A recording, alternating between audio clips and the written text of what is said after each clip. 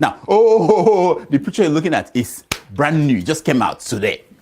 It's that of Peter Obi in front of 10 Downing Street. Now, the picture you're looking at is brand new, just came out today. It's that of Peter Obi in front of 10 Downing Street. No way. No, that wasn't the Prime Minister of Britain with him. No, that wasn't Prime Minister. That was Lord Isiabobu. Wow. Oh my God. Case closed. You know, folks, it's over. It's over. I've changed my mind. I'm now voting for Peter Obi for president. No, he met with the Junior Assistant Deputy Vice Prime Minister of State of Stock. Yes. Hooray! I bet you Atiku has not even visited 9 Downing Street, not to talk of the great 10 Downing Street. Shikina, case closed. He's the president.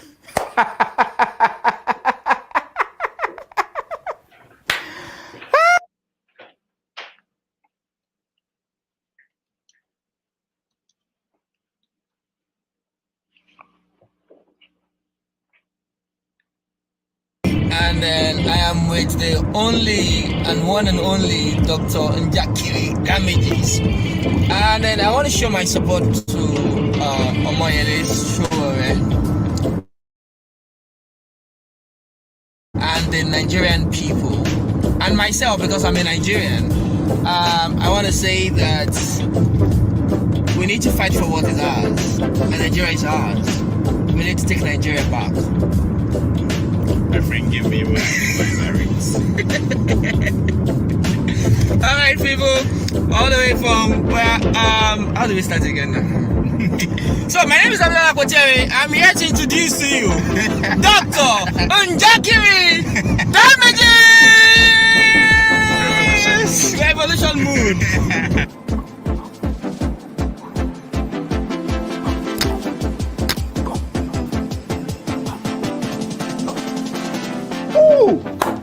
Oh, Jamaica, boom, boom. Oh, Jamaica, boom, boom. Oh, Jamaica, my only country. Oh, yeah.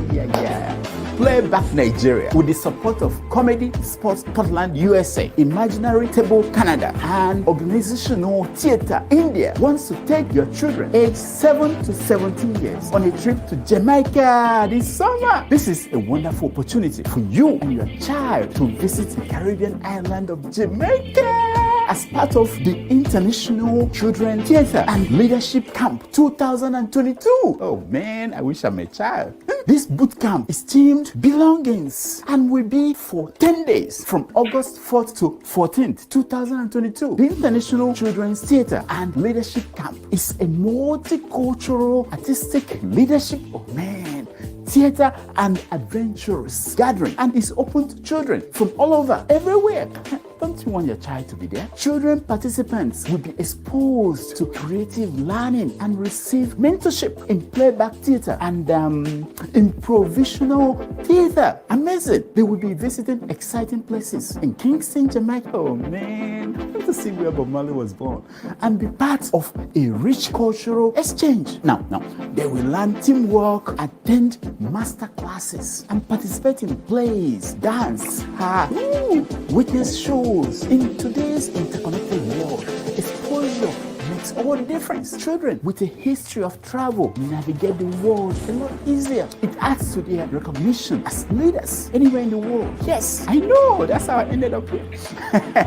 The spots are limited, so hurry and register. Some slots are open to parents of children attending. So you are allowed to also go on the trip with your children if you want to.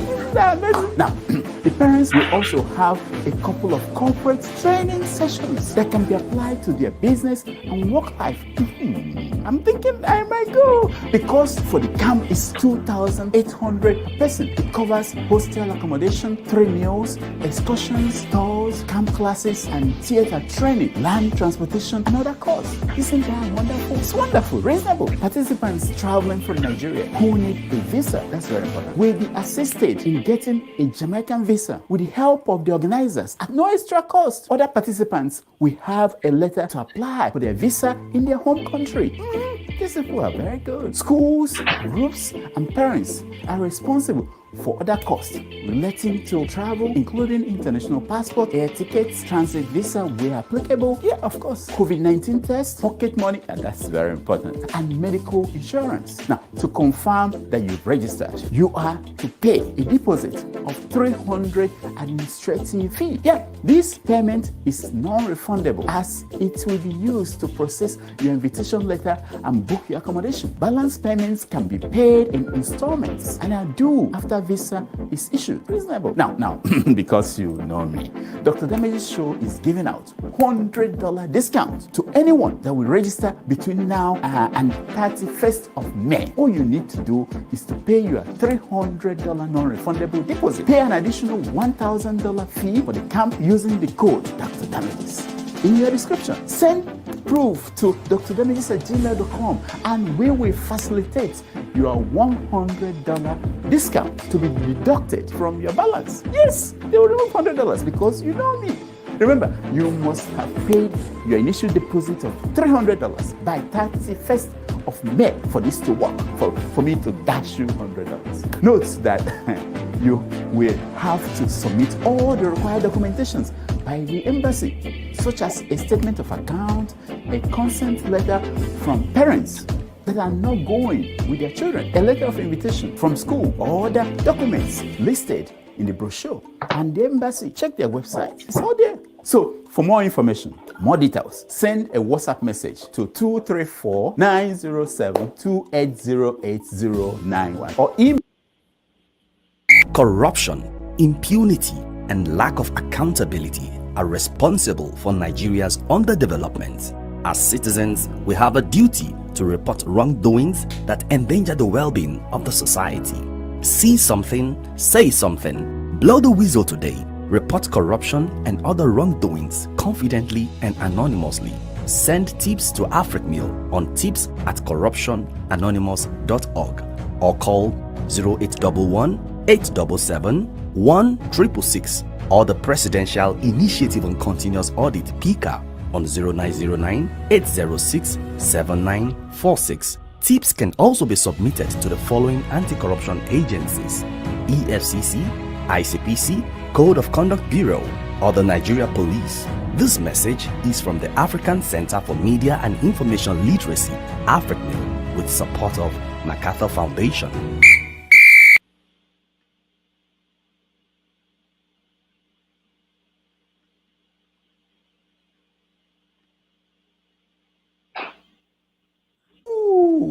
Oh, the first stories are always amazing, you know. Tinubu Oshibajo should tell Nigerians how Alpha Beta was founded, says Bode George. Yes! I say yes! even though Bode George was a convicted criminal, I like the man. What? Oh, sorry, I've just been told that. Okay, no, his conviction was thrown out long after he served his time in prison. I was told that for legal reasons, I have to say that. The point is that the man has made up his mind that should Tinubu become the next president of Nigeria, he will run away from Nigeria and go and live in Ghana. Such people have nothing to lose. Those are the people you should listen to. I tell you, those are the people. Next. Oh, farmers not repaying loans believe it is a national cake. The central bank governor laments.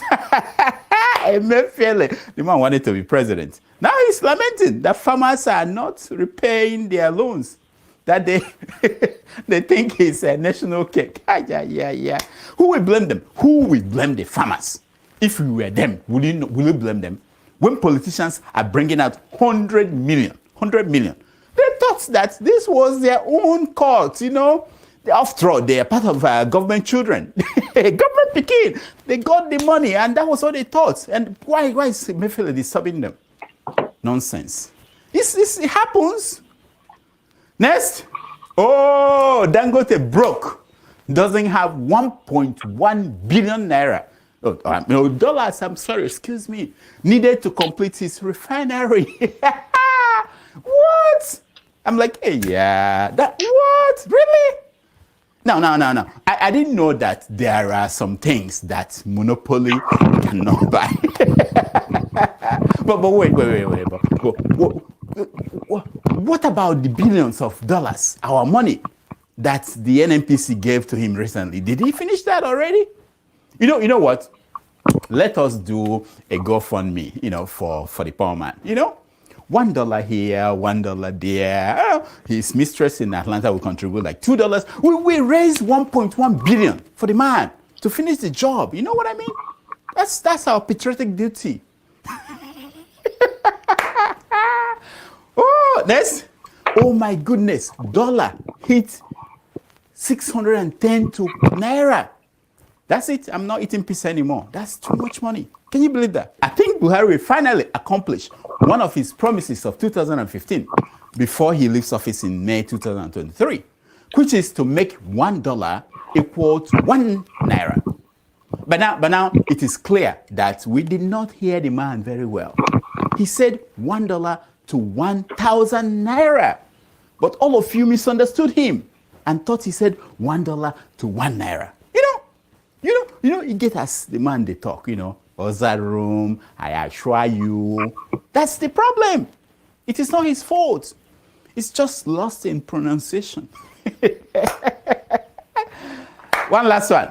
Oh, I eat Gary 3 times every day, says Paul Amechi, as he begs Nigerians to vote for him 3 times every day. Wait. The people are saying that something is wrong with him. Trust me, there's no knot that fell off his brain. That from his big head, there's no knot that fell off. The man speaks the truth all the time. The day he told us that the reason why politicians like him steal money is because we do not stone them was the day I fell in love with the man. Go to his house any day, anytime. You will see trucks coming in, dropping bags of Gary, because he eats Gary every day. Everybody around him, they know that. I know, even me. I've not been to his house, but I know that I see the trucks going in and out. The man eats Gary every day, 3 times. Hello. Trouble.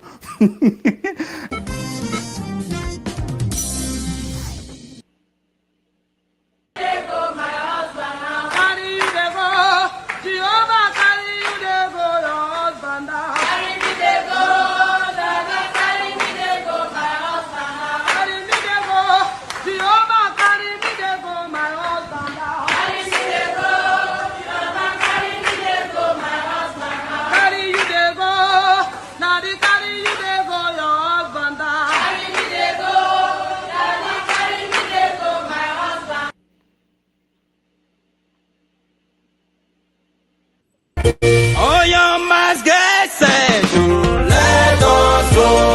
Okay. Solo Francis. Let's go. Carry me they go. Peter Obi carry me they go for better Nigeria. Carry us they go. Peter Obi carry us they go for better Nigeria. Carry me they go.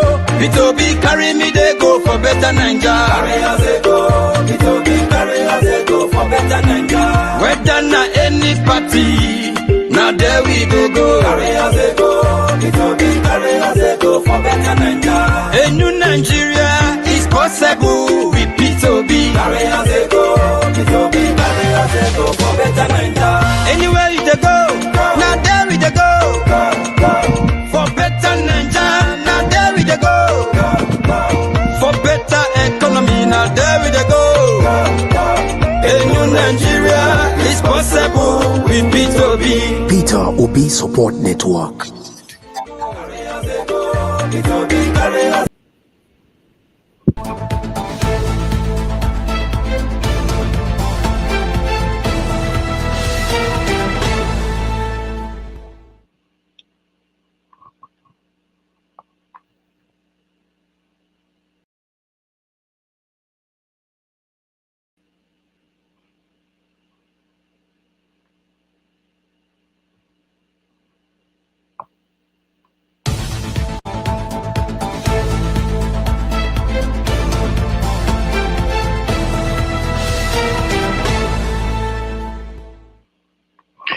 Hello, welcome to another episode of Have Your Say 247. My name is Rodolfo Kwankwaso. This is a program that we designed for you to have your say on issues of importance to everyone. All right. So on Wednesdays, we normally talk about issues that are of impact to Africans abroad. And we have such a topic today. The topic is about the attitude of Africans to interracial marriages. We have Africans who've been here from the 80s and the 70s. Now their kids are grown, they are getting married, and some of them are confronting that possibility of their children coming home and saying that this is the person I want to marry, and it's not the person that some of the parents sometimes dream of or wish that their kids will want to marry. So we want to have that conversation. If you have an experience, maybe your own personal experience or that of your kids or somebody that you know you want to share with us, so that people who are dealing with that circumstance will be able to learn something from it. We also have people who came to America, to Europe, or wherever you are in Asia, and they decided to marry people from there. What is it like? So we're going to talk about that. But this is a political season, and of course, things are happening politically across Nigeria and Africa. So what we're going to do today, we're dividing the show into two. The first half, we talk about politics. I know my people want to talk about what's going on with Atiku emerging as the candidate of the PDP, and Kwankwaso flexing his muscles, and Peter Obi joining Labour Party. And then, of course, we have APC, the ruling party in Nigeria, coming up with their own decision on who will be their candidate for next year's election. So we are going to do 1 hour on politics, and then we go into the main issue that we want to talk about today, interracial marriages outside of Africa. So joining me, as usual, some of people that you know by now. Let me bring in one of them who is here already. Ovie, how are you doing? You did campaign, and I'm sure you are happy about what's going on, your candidates and the politics in Nigeria. So, I've been doing my best. I've been telling y'all what is happening, what is going on. I've been saying, what did you say? What has happened? Tell me what happened in the last 1 week that you predicted. I mean, Atiku is the landlord. I've been saying it for 4 years now, not even 3 years. Yeah. Nobody wrote him off. I think people knew that if money became an issue or major issue in the election, that he would be the candidate. Now that you said it, if money becomes the issue, do you think that it will be Tinubu at the other end? No. How? Why? Why? Well, the way Nigeria is set up, those two people can never become Nigerian president. And I think they know it. The billionaires. That's what Dele Momodu said on a show. Atiku and Tinubu, to be specific. They will never be president. Tinubu, even if they give him the ticket, is not going to win the general election. Okay, we'll get to all those things. Go ahead. And then Peter will be. I think Peter will be. Well, I'm not surprised. I know he's not going to get, but it's already in Labour Party. But there's this legal issue or whatever. I mean, the man who no get money to spend, I be will refuse to spend money. He can't go jump party where I get money pass. So how is he going to reach out to millions of Nigerians? But people can donate. I mean, Nigerians can donate. Things can change. We could be at the beginning of a new kind of politics. That's what we are praying for. I've seen Nigerian, so that people will donate. I mean, if you look at what's going on, you see a lot of people coming out, joining the party, Labour Party. Maybe something will change. What is going to happen is what happened in 1860 election in the United States. 1860. I wasn't there then, but tell us what happened. Exactly what is playing out there. In 1860, the Republican Party was just 4 years old. It was founded in 1856 in Wyoming. In Wyoming, right? That's where it was founded. And going to that election, it was 4 parties. Right? We have the Republican we have the Republican Party, we have the Union Party, we have the Democrat Southern and the Democrat Party. At the end of the day, Abraham Lincoln ended up winning that, being a new party, 4 years, a new president. How did he came to life? Came to life via the debate he had with, if I remember the name, in Illinois Senate. He was trying to go for the Senate. Even though he didn't win the election, but that election set him on the presidency because he was very, very famous via the remark he made that house divided cannot stand alone. I think that was what that they take away from that debate. And that set him on. He came in as a new guy in a new party. And I studied the OT. He won with 39%. He won with about 180 delegates, but the general vote, as you normally do it here, he also won gallantly too. So it's possible. Now, how did this go to? Why am I comparing that time with what is happening in Nigeria now? One, the American public as at that time, they are very ignorant of, yeah, they are not very social conscious of what is happening. Exactly, you can relate that to Nigeria. Even though there was a slavery that actually, dominated the debate of that 1860, it's pretty much the same thing here. We have the southern state that said they want to go, and we have the northern state that said this and that. Back in that 1860, Abraham Lincoln won that election without a single vote from the southern states because they want to keep the slavery. That single state. Now, people should pay attention. Now, why I want Peter Obi to remain in the race, may they not come out for that party, he's going to play a very, very valuable factor in dividing the votes, in the southern votes. I am 100% sure, if not 100% of the Southeast people, 100% will vote for Peter Obi, wherever they are. And that will split, that will give, that vote is going to be affected the most is the PDP. So the way things are going, it's going to be 3 hours election. I've been saying it. PDP might not even qualify to go to the next round of the election based on Peter Obi factor. Because if APC decide to give their ticket to Amechi, the Cross River guy, that guy too, nobody's talking about him, but he's still there. That's what's his name? The small guy with his BB grammar. It's not my kind of person, but they might give him 2. But now, if they give APC decide to give their ticket to the South, you know how it be already. PDP and PDP, APC, and the Labour Party will be. We share our votes, even though now that is where we not qualify people like PDP, Atiku back to the next round, because they will be badly so damaged that their votes within that South will be small, and Atiku is inconsequential in the North. We should all know that by now.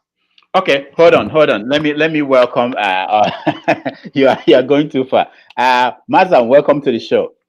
Thank you, Rudolph. Yeah, it's nice to see you. Yeah. And Paul, welcome to the show.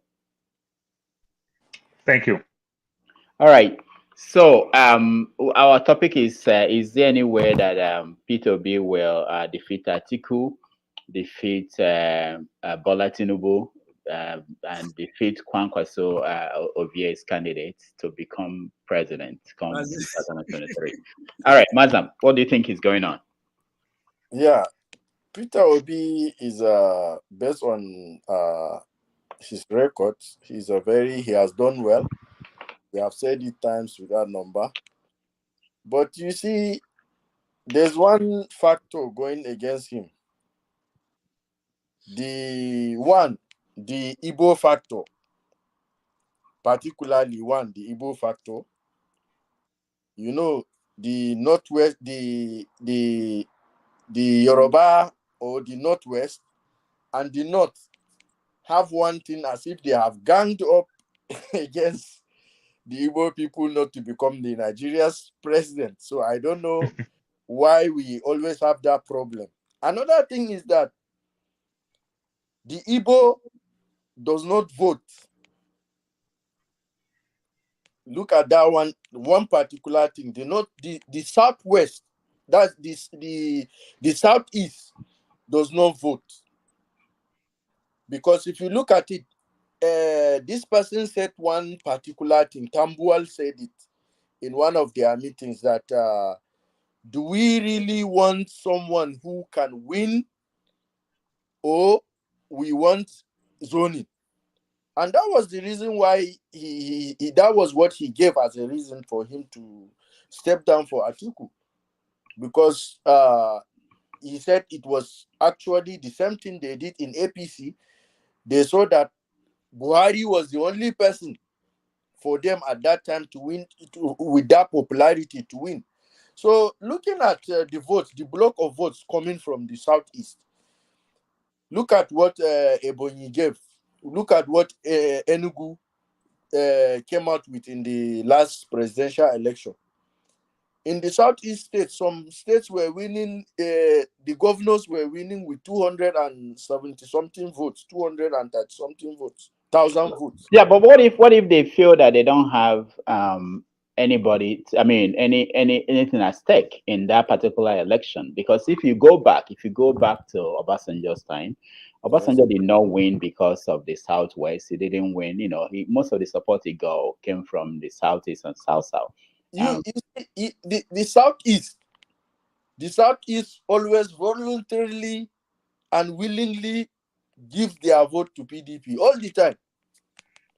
It was recently in the APC in 2019 election that we saw that the Southeast divided itself, and some people are in APC and some people are in the PDP. Mm. So, and one thing they don't always do is to negotiate. Because you cannot just be giving people votes without negotiating what you want as a people. Mm. The politicians will always go for themselves and as an individual thing. Whatever they get is for themselves. But look at how the Southwest do their things. They will negotiate on behalf of the Yoruba people. Whichever way, whether APC or PDP, they come back and enjoy the benefit of democracy. And that's how it is.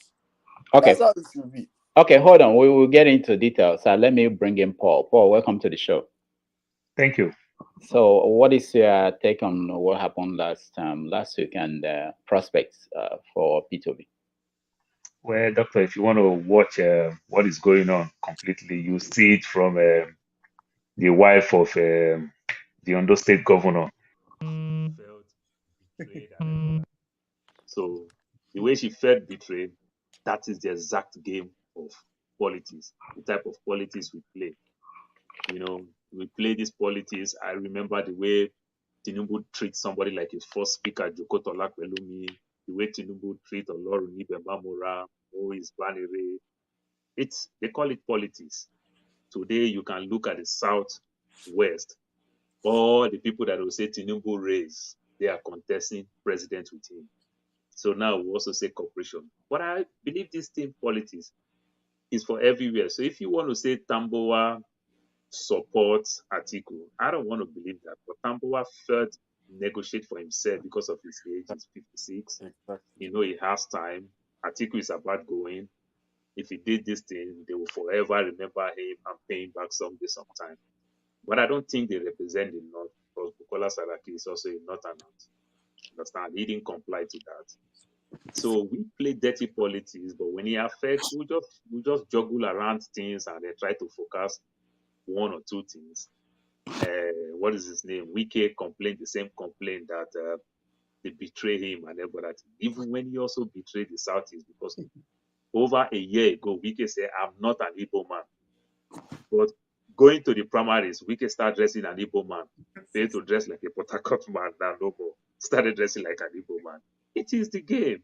You understand? And when you come to Kwankwaso, other dressing like I think Kwankwaso is doing very well, but I don't think this is the time. So we still need to wait another 1 week and see what APC will come out with. That's when we can really see the clear picture and know where the country is going. Okay. Now you mentioned Wike. Ovie, what happened to Wike? Politics happened to Wike. They do a magic, but I think I respect Wike at this point. He has done it beat my own expectation of him. If you look at the history of that state, based on what they control, anybody that sits on that seat see a bigger picture. He believe he can take on Nigeria. What's his name? The first guy. Peter Obi. Peter Obi did the same thing, but just get luck. The person way they deal with now Banje, that was OBJ had destroyed so many careers in that land that people are not talking about. If you cross his path, He said that nobody here, I mean, when I mean nobody here, again, politically or even businesses, just go like that. And the man is still suffering from it.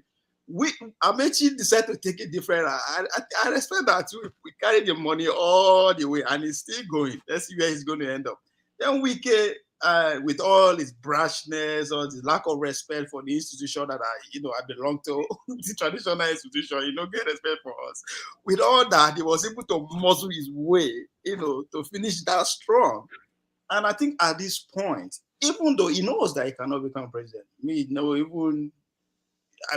no way the man could become president anyway. But he has able to make a case for himself to be the vice president that at this point, I don't want to even be in the position of Atiku. Before now Okowa, I be the proof of ground. Since last year, I don't say now Okowa. That's Okowa in the Delta State. That's going to be running mates to Atiku for some different reason. If you pay attention to that space very well, you understand the kind of dignitaries that were present at Olu of Warri coronation, the dignitaries that were at his mother's burial. Then you will get thinking that, okay, why? So since that time, I've been paying attention to that space. They also have the money that Wike has, but they are not making noise. So if they don't give him the vice presidential ticket, as the Oko was, I'll be shocked. But again, as I said, Wike has made a case for himself. Wike has actually has decided to even shift a little bit away from the edit. He's making a case with the everyday Nigerian. They're speaking their language. And if you see, is after he came back home, they all welcome him. If you listen to his speech, he put everybody under the box. Say my people disappoint me. That's the southern. Who is it going after? People who could potentially stop him from being the vice to Atiku. Those are the people he's putting on the balance. They disappointed with the former hand. They disgraced me. I don't know why he's saying that, but again, he's making a case. But you expect it. One thing we, the Southerners, should take away from this is that where are those 17 clowns? Sorry, the 17 governors with the raw mat for Asaba and Shena Lagos that year? Where are they? Everybody now is scheming. And they tell people then that these people are selling us. There's nowhere in the world you just come and say they must give you president. I don't care who you are. Nowhere. You have to go there and do the work. So they were lazy, but they put us in a stage whereby instead of us to be blaming them for not actually doing what they're supposed to do, now we're not focusing on not be our problem. And that narrative is not going to help any of them, not be us now, because this election of a team has nothing to do with ordinary Nigerians. It's an elite game. But they put themselves in a very tight corner that it's hard for them. So I respect Wike for fighting to that point, that's making it hard for the even PDP themselves to say, okay, this is my vice president. But I'll be shocked they didn't give it to Okowa. And and again, because I'll be shocked if APC didn't give presidency to Amechi, the ticket to Amechi. If they give it to Amechi, it will make sense if you give the presidential ticket to Wike. Make them struggle and have within the South. But again, I don't know how they want to go about it. As I say, yes, make it for himself. I respect that fire is not, but Okay. Hold on. Let's hear Wike because some people may not know him. Let's follow me now. Follow me. Let's go to the Eagles Front 28. As they give you the ballot pie, don't look anywhere. Wike. I don't know what you're someone saying. If someone touches you, you say, "Are you Wike?" Don't touch me if you're not Wike. If you say Wike. What did I say? Weekend. What did I say? Weekend. Did you hear me? Weekend. Say it again. That's Weekend. I'd like to wish you the very best in the family. No, I think you should congratulate me. Not yet, because you have not been announced. Nobody will win me in this election. Nobody will win me. I'm the honor. I wish you the very best. No, congratulate me. I can't do that. As a candidate I wish you the very best. PDP. Well, that's how we are thinking. Thank you so much. It's the character, but it's a character. So I'm curious to see where it's going to go from here. But again, you have to give it to the sophisticated, not their political. I'll come back to that because we don't think that's what happened. Yeah, Mazam. I think Wike's bet all along was to be the vice president. because I think a few years ago, there has been this speculation that Wike wants to be vice president. No one ever thought that Wike was going for the presidency. And at least I've lived in Rivers State, so the rumor has been going on for a long time. And then if you look at what actually transpired, I saw that PDP just conspired to push Peter Obi out of the way. That was what I saw.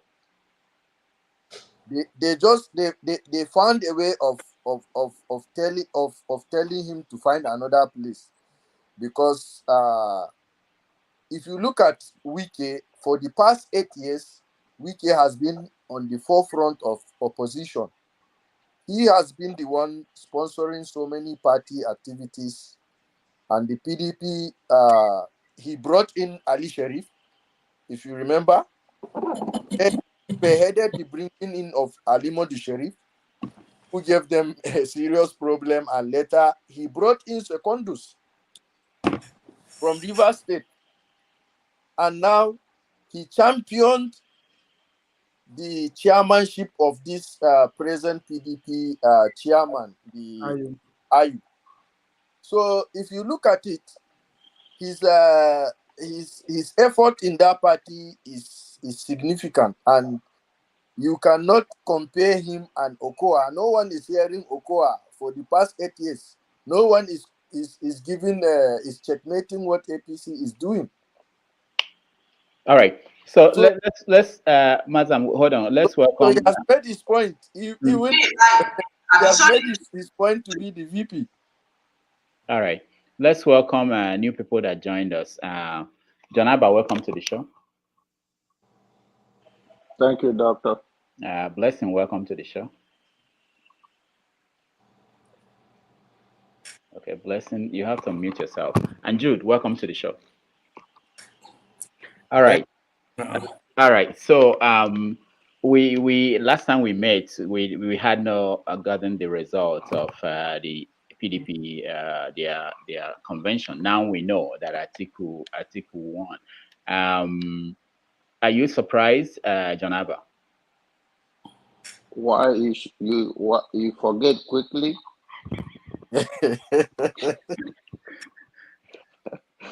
You predicted that will happen. Of course. Of course. Yeah. So but I'm not surprised.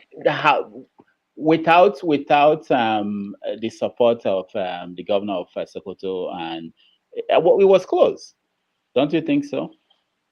It was close. Is it not the highest bidder? I go to auction. So it was close. Wicked try, but the Atiku have more structure for many years, so you cannot count that out. So yeah, so I was not surprised. Okay. And go ahead. No, I wanted to go to Jude. I wanted to get an opinion of people who, I know, Jude, you are not happy with the political process. You think something else should be going on. But as we see, everything is moving, for those who are waiting for something else to be done, like, constitutional changes and everything. The political process is going on. Peter Obi has moved on. He's going to be one of the candidates. So the question we're asking today especially is, any chance for a third party, like someone like Peter Obi or Kwankwaso, who is a third party at this point, any chance of them making an impact, even defeating the big people in the two major political parties? You're asking me? Yeah, that's for you. Oh, okay. Well, like you rightly pointed out, I'm not interested in the election that is going on, because I see it as a scam, as a way to divert well-meaning Nigerians that have seen the ongoing corruption and killing that has become almost part of, has become a culture in Nigeria. And then again, I mean, what is to me it's even it's even so sad to see that some of us come out here and we uh, we speak of this. We talk about this election, the way it's going, as if it's a normal thing. This is one of the if I may use this word, the crudest election ever in any history of mankind. The primary that is going on now. Even Jonathan cried out about it. This is the worst election, in fact, the most primitive, the high election riddled with corruption in high places. The money, what is it called? Wike, that useless man in Port Harcourt, the money he used there, he spent. Is it his own? Is it not money he has stolen from Port Harcourt? For the money he's supposed to be using in Port Harcourt? Atiku, is it not money he has stolen from Nigeria that he has using where they are bribing a candidate $35,000? What is it called? Delegate. I mean, and when people talk about this thing as if these things are normal, and that is even what drives me nuts. And most of us here that come out and talk about this election are in Western world. Where does this thing happen? Where does it happen? Instead of us to be crying out, to be speaking out against this evil that has brought Nigeria to its knees, we come here, we talk about it as if it's a normal thing and laugh. Man, it's annoying. Okay? Thank you, Jude. This guy is not. Dude, that's why we have you here. You represent a voice of why Obi is celebrating that Kwankwaso is getting to the presidency. We have Jude representing. Yeah, Peter Obi, right? Peter Obi, you talk about Peter Obi. If not that I have already know where this charade is going to end. By now, I should have been campaigning actively for Peter Obi. I should have been contributing, not just campaigning, even financially, to his campaign. His campaign is going to go a long way. Don't give up yet. Don't give up. His campaign is going to go a long way, but I can't involve in a fruitless venture. Peter Obi is not going to win, but I have already said two things is going to happen with Peter Obi, and then I'm telling I'm sure in every forum I've appeared, I've always encouraged their followers to brace up for two things: flight or fight. Flight in the sense that by the time Peter Obi begins, by the time all this primary is gone, and they now start campaigning for the main presidential election going all over Nigeria, Peter Obi is going to gather so much momentum that the establishment will feel so threatened and they will do everything to squash it. And that is what is going to happen. Okay, and when it does happen, it is either the people, the followers who are with all that enthusiasm and everything will either be squashed, or they will resist, or they will rebel. Who knows? Maybe something good might come out of it. Who knows? Maybe that will trigger the revolution that we sincerely and urgently desire in Nigeria, to flush out all these evil human beings in political positions and both past and present, and flush them out of Nigeria, and then divide Nigeria, and everybody go their way, and we start building from our different respective countries or break-off countries. Who knows? I'm just praying. All right. Thank you, Jude. Thank you so much. Blessing, welcome to the show. Good evening, everyone. Yeah, Blessing is joining us from Nigeria. So let's hear from Blessing. So what's going on in terms of how are people in Nigeria taking all this? Well, I kind of understand Mr. Jude. I understand his sentiments. There are some people that feel the same way he does feel right here. But I do not totally agree with him. I understand his sentiments, but I do not agree. For a lot of people, especially young people that I've met and interacted with, this 2023 election is not going to be business as usual. Personally, I know quite a number of young people who, for the first time in their lives, have gotten a PVC, have registered and gotten a PVC. So while we are hoping that it doesn't overwhelm us, we're also hoping that the strides that were made from NSAS, because I think there's a new wave. There's a new air since NSAS. You have to. I'm sorry to say this, but you have to be here to feel it. A lot of young people discovered the strength they had during that period. It was like an awakening for a lot of young people who have never hitherto thought of Nigeria in that light. As in, we've for a lot of young people, Nigeria, it's a gun, it's a dead issue. What they are waiting for now is for this whole thing to be over. But after NSAS, there was a reawakening of some sort, of a feeling of nationhood and what the youth could do. And that feeling is carrying over to this election. People are going out of their way to actually make sure that this is not business as usual. And like Mr. Jude said, I personally would love to see an Obi presidency, but the odds are highly stacked against him. All right. The odds against him are so high. All right. It will take a miracle. Thank you, Blessing. Bolaji, welcome to the show. Good afternoon, everybody. Yeah, Bolaji, it's good you are coming in. Now, I want you to look at this story I just saw a few minutes ago that Tinubu's people are protesting that they don't want consensus candidates for APC, that they would prefer that people vote. What does that say? I don't think that will surprise anybody. If you look at most other candidates, after the screening, they all said they respect the party supremacy, that they are ready for whatever candidate the party choose. That means concessions. Obviously, Tinubu is a leading candidate.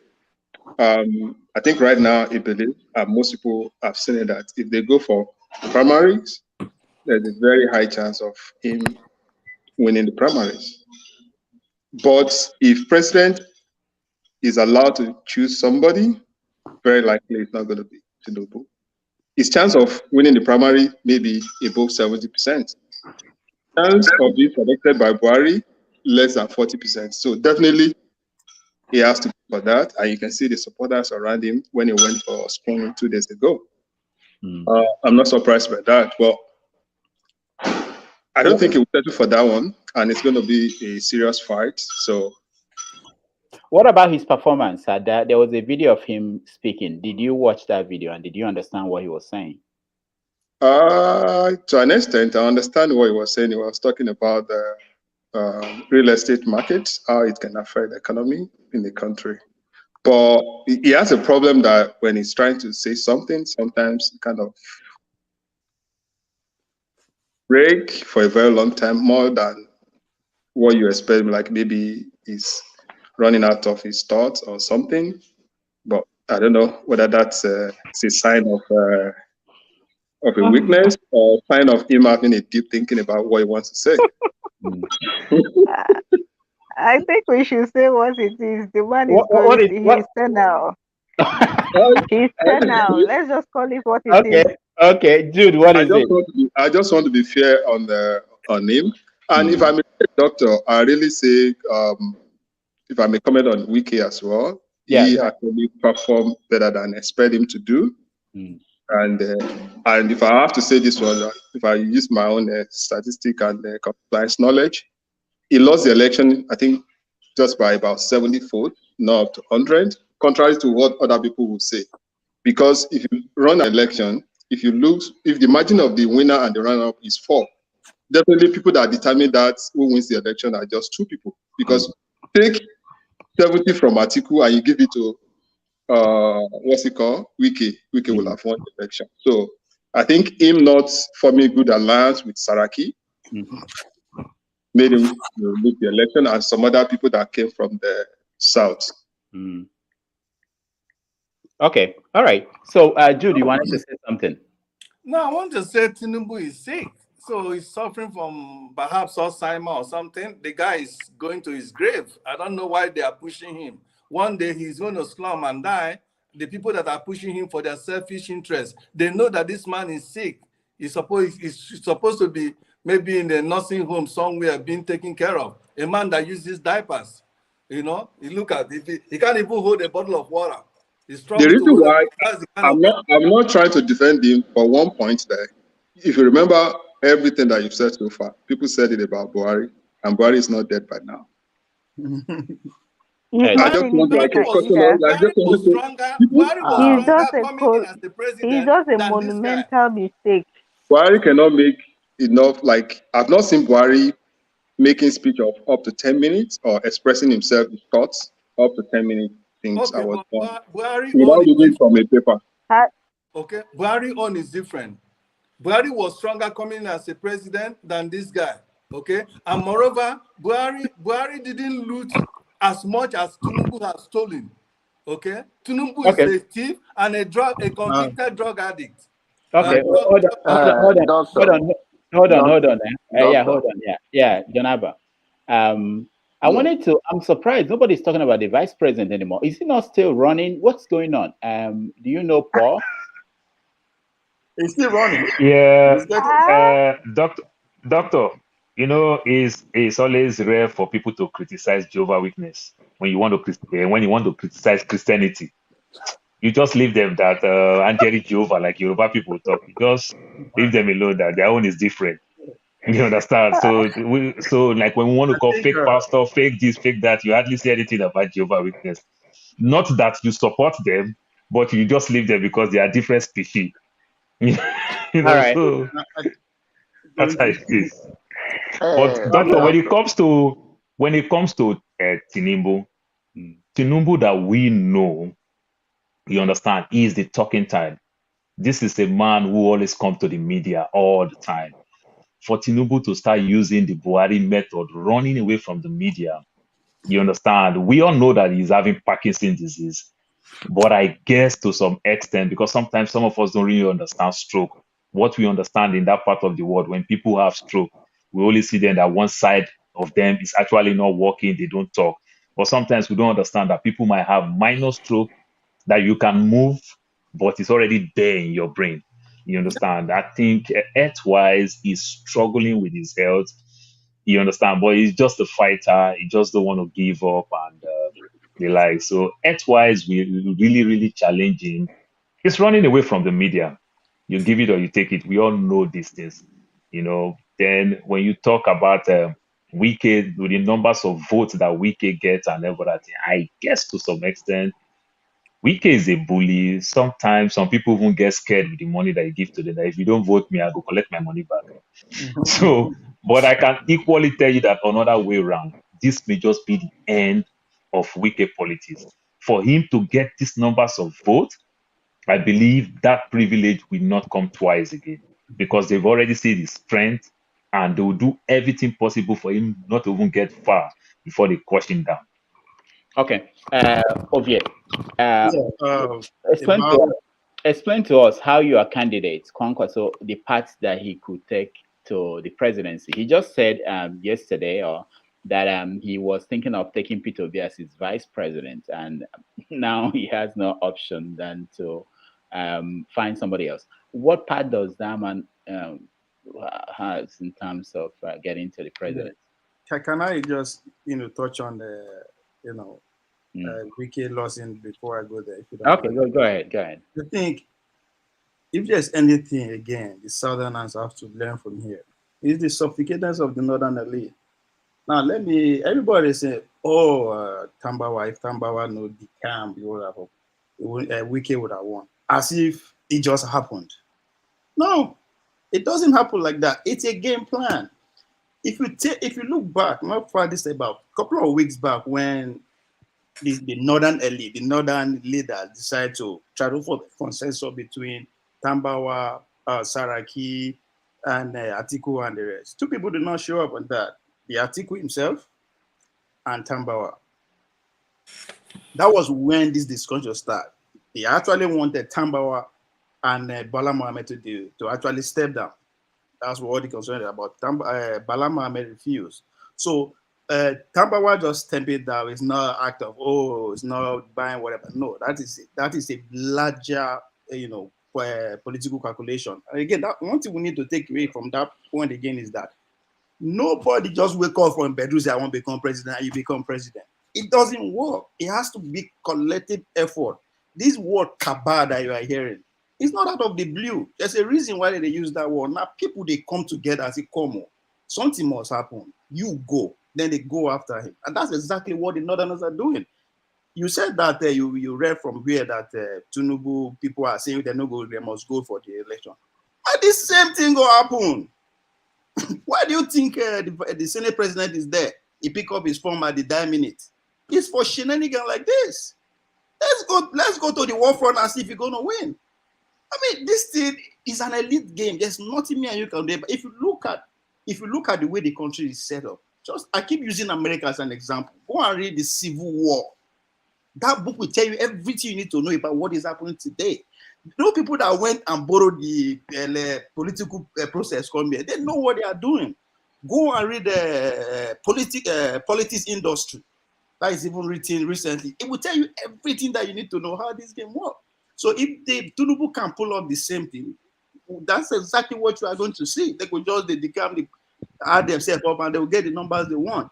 You say they know they call Oshibanjo name. What is the difference between Oshibanjo and Tinubu? If there's anybody that knows Tinubu more than his wife, is Oshibanjo. So what, I don't understand.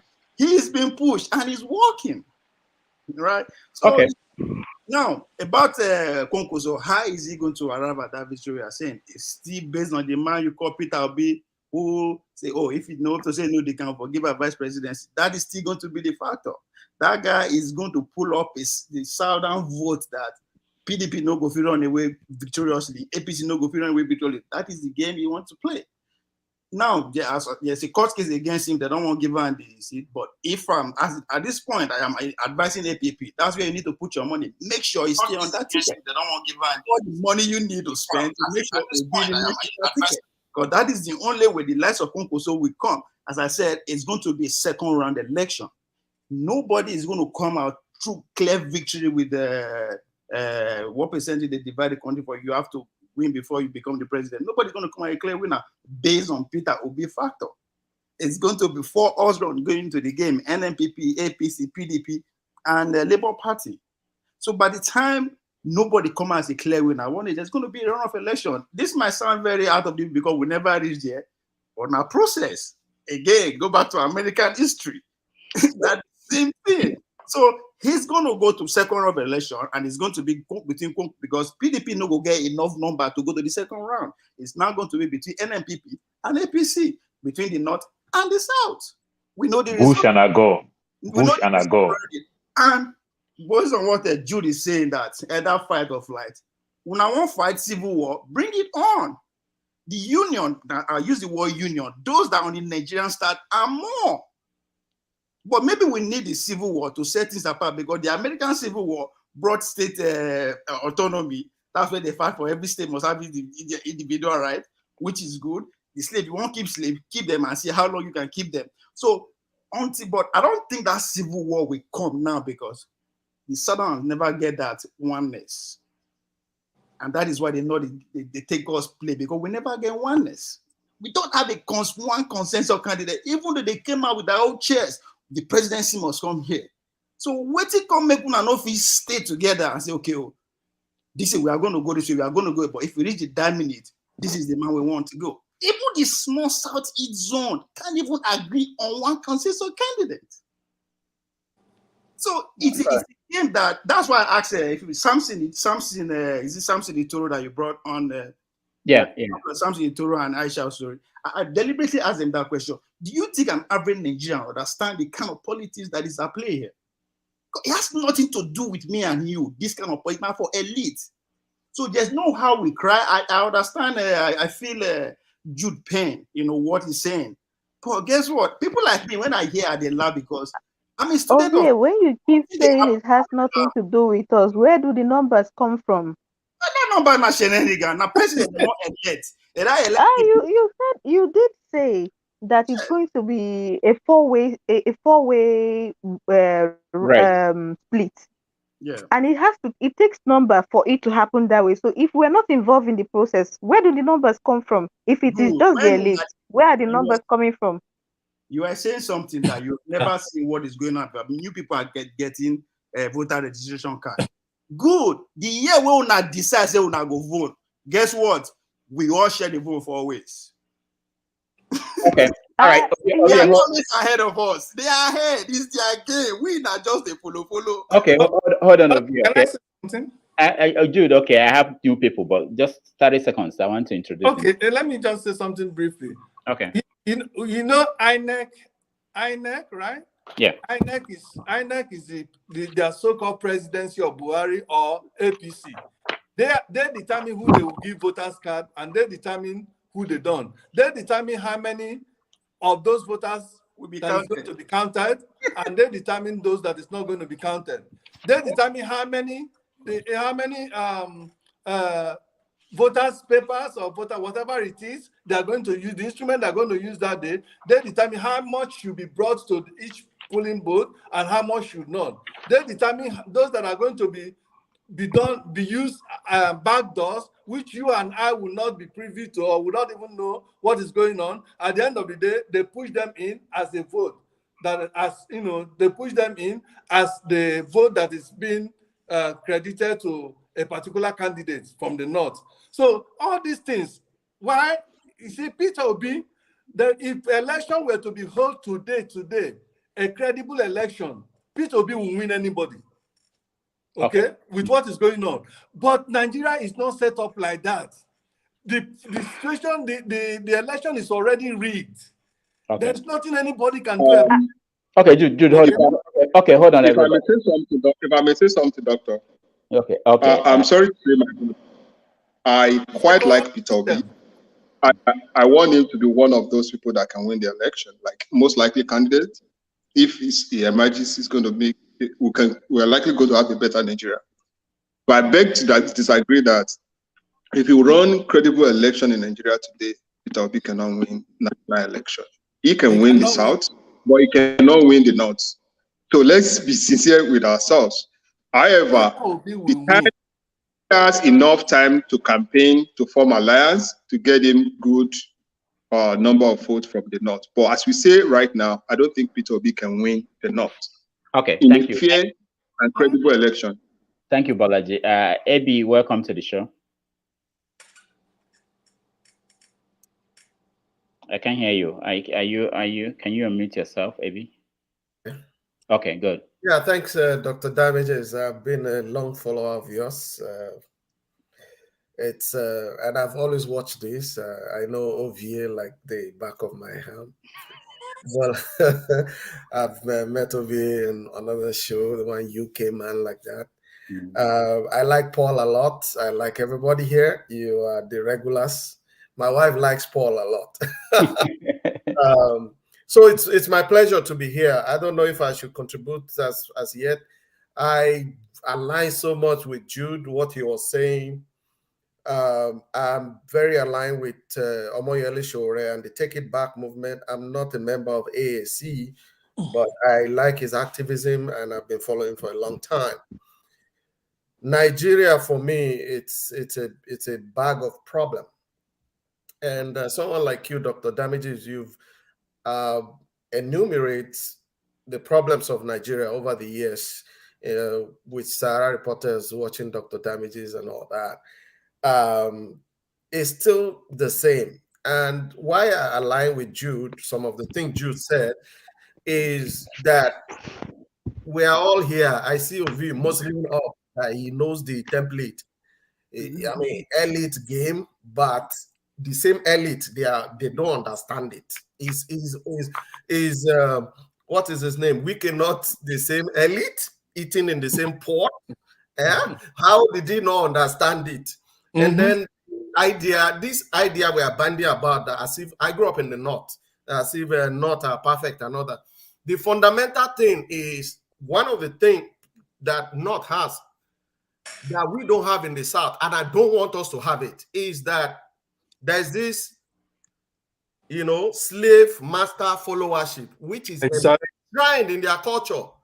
Okay, in the North, a typical northern, I don't want to mention any tribe. All right.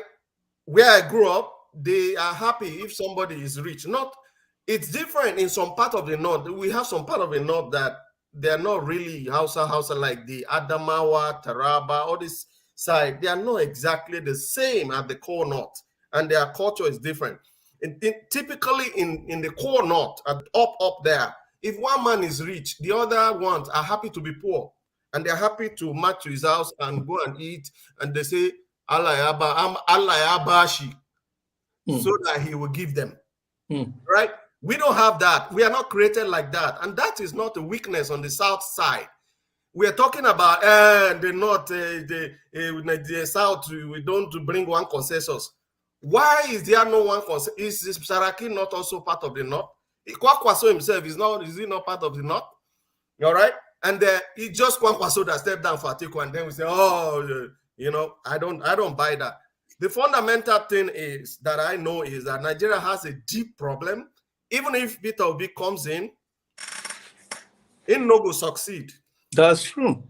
I like Peter Obi. That's true. Right? In fact, Peter Obi is the only person that has made me to doubt my core lover, Omoyele Sowore, because I know that the party is still very infant for Omoyele Sowore. He's a good man. He has the heart. He will come and tear Nigeria apart and turn it to a construction zone, as he said.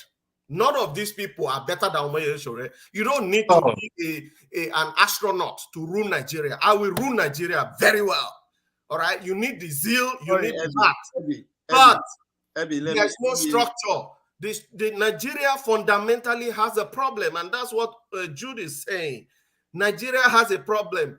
We should talk about this problem. We can dance around this thing, and the election will come and go, and Atiku or Bajo or what's his name, Amechi, whatever calculation, elite game. And I don't like we comparing ourselves with America. It happened in America. When it was happening in America, America was making roads. In the early 60s, they were constructing roads. You are talking, no, not in the 60s. America started 18. Go back to then. Started 17. Thank you, Ovie. That's where I like your chiming in, because you can see that I'm not really attacking you, but I'm just saying that don't be tempted. No. And then if America has made mistakes, I mean, I'm a cybersecurity expert. I learn from other people. That's why you read books, right? Yes. You read books. I have tons of books. When I read books, I know the mistake that the other people do. I don't have to do it. All right. So anyway, let me keep other. Okay. Thank you. Suggestion, Abby. I'm not talking. I don't think we are at that stage of talking of performance yet. But I will do better. Right? As I said, how do you win before you perform? That is the most important thing. That's why I'm giving the North their credit. Win first.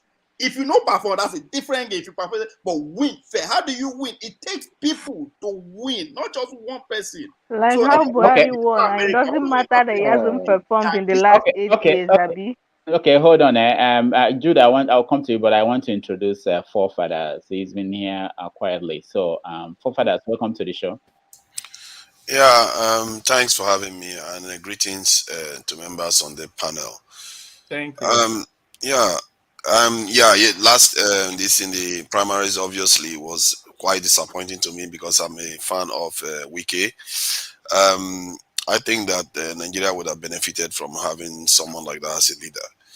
But clearly, some segments of the country don't like strong leaders, especially from the South. Wow. I think the thing is, we have to understand where, if you don't understand the North, you're not going to be able to cater to whatever they want. And I think that's where most of the Southern leaders fail. When they approach the North, they need to empathize, really understand where their fears lie. Because the North fear, they have a lot of fear of the South. The South is more developed than they are. The South is more educated than they are. So they feel like, what else have they got? The resources are in the South, most of it. So this is why they didn't go for the independence in the first place when we were supposed to have it before 1966. That fear remained until the Tafawa Balewa was killed and triggered the Second World War. The fear still remains. One of the reasons why they gave for cancelling the June 12th election was for the same fear again. They are still not even as developed till today as the South. So they fear the South that if they allow a strong leader from the South to take over, they are digging their own grave. And that is why it's easy for any northern leader to convince the others to fall in line. They don't have much else to go on. The only way you can get around that is to assuage that fear. Obasanjo was from the north, right? Doctor. No, they didn't see Obasanjo wasn't elected the first time. See, you have to understand, Obasanjo was not elected the first time. He came in as a leader and he has been tried and tested, so they didn't have him to fear. Yeah. Okay. Hold on. Thank you for that. Janaba, what do you have to say? Let us be clear about this issue of the northern end and the politics of Nigeria. My brother that support Wike, I'm glad that Wike lost. I'm so happy. I'm very glad Wike lost. That is the most important thing that I can tell you. And if he come again, I want him to lose. Wike is a bully. We don't need a bully. We need a leader. Come on, man. We don't just lead. That's mean. We need him. This is the. Let me tell you. You understand what you are coming from. You are entitled to your own right. I'm just telling my own word.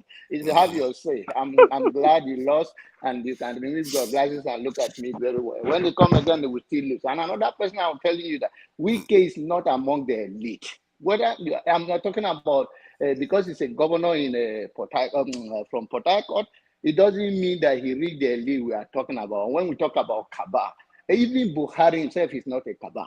So I don't understand what they talk about Kaba and the elite who make a choice of Nigeria and this thing. Because Buhari is a president, it does not make him a Kaba. Tinubu is not even a Kaba. It's a lie, it's a boro. But Kaba are the people. Kaba are the people. Let's talk about Nigerian politics. Kaba are the people. The only thing I can give to these guys about the fear, but I don't think it's a fear that the Northerners don't want the South to win or not to win. I think it's about power is addictive, and I'm telling you, if you are the president today, you would like to be there. So that is about power. But the issue of my brother Jude is that I understand your fear. I'm not going to come here after God deliver me, and then I come and be having high blood pressure. No, I'm not going to laugh at the show because he said that we are talking about Nigeria like it's not like this. Just want everybody to be serious and. Again, we pass my pay grade. You want me to get it for? Yeah, Peter Obi that you are voting or you are supporting. Peter Obi, when he stated today, I told you guys on this program, let Jesus Christ come to my flesh and become Nigerian president. It's still going to be the same problem. The only problem we are having is not the problem. What do you say, Obi? No, Janaba, go ahead, leave us here. Okay, all right. So the only thing that we're all going to be speaking to is that how the Nigerian work for all of us. Is whether it's a Southerner or a Westerner or Tinubu on life support come to the office. Yar'Adua was not good in health-wise when he became a president. But if you go, Yar'Adua was a good leader. He trying to the data conflict. Niger Delta conflict. He approached it with the heart of a human being. So all of these things we are talking that we are all making sense in our own way how Nigerian can move forward. But the issue of whether it's P2B, me too, I'm even so glad P2B lose. P2B is not a Kaba. I'm so glad Janaba, lose. Janaba, hold on, okay? Let me, to lose. Hold on, Jude, let me get you to speak. Then I will introduce Alexi Joho. Go ahead. Yes, for this 2023 election, right? The reason why some of us are not, we refuse to participate and would rather wish it doesn't hold is this. No matter who emerges, for instance, like Peter Obi and Showore, these are the two candidates I personally, if I have that mind to say, okay, you know what, for the benefit of that, let's give Nigeria a chance. to see if he's going to amend his ways. I would have, been campaigning and assisting in whatever little way I can on my own side. But you can't build a house on a rubble and expect it to stand. It's not possible. Nigerian foundation is already faulty. Our constitution we are operating on is the worst constitution ever in the history of mankind. It's not going to work. That is why, like my brother John Abba pointed out, even if you bring our Lord Jesus Christ to be president of Nigeria, trust me, they will find they are going to do everything. The constitution and the people is going to work with will do everything to make sure it falls. Okay, so let's assume we'll say, okay, someone like me is okay, instead of breaking up Nigeria, let us find a way of Nigeria moving forward. Nigeria cannot move forward if we don't have a holistic constitution that is produced by the Nigerian people. The constitution we are running now is not produced by you and I. We never had any input. Though it say we the Nigeria who?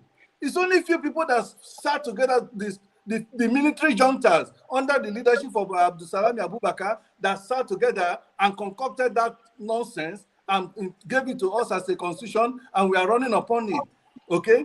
And then there's no president, nobody except Omoyele Sowore, that is the person I actually believe. I didn't even believe Peter Obi can do it.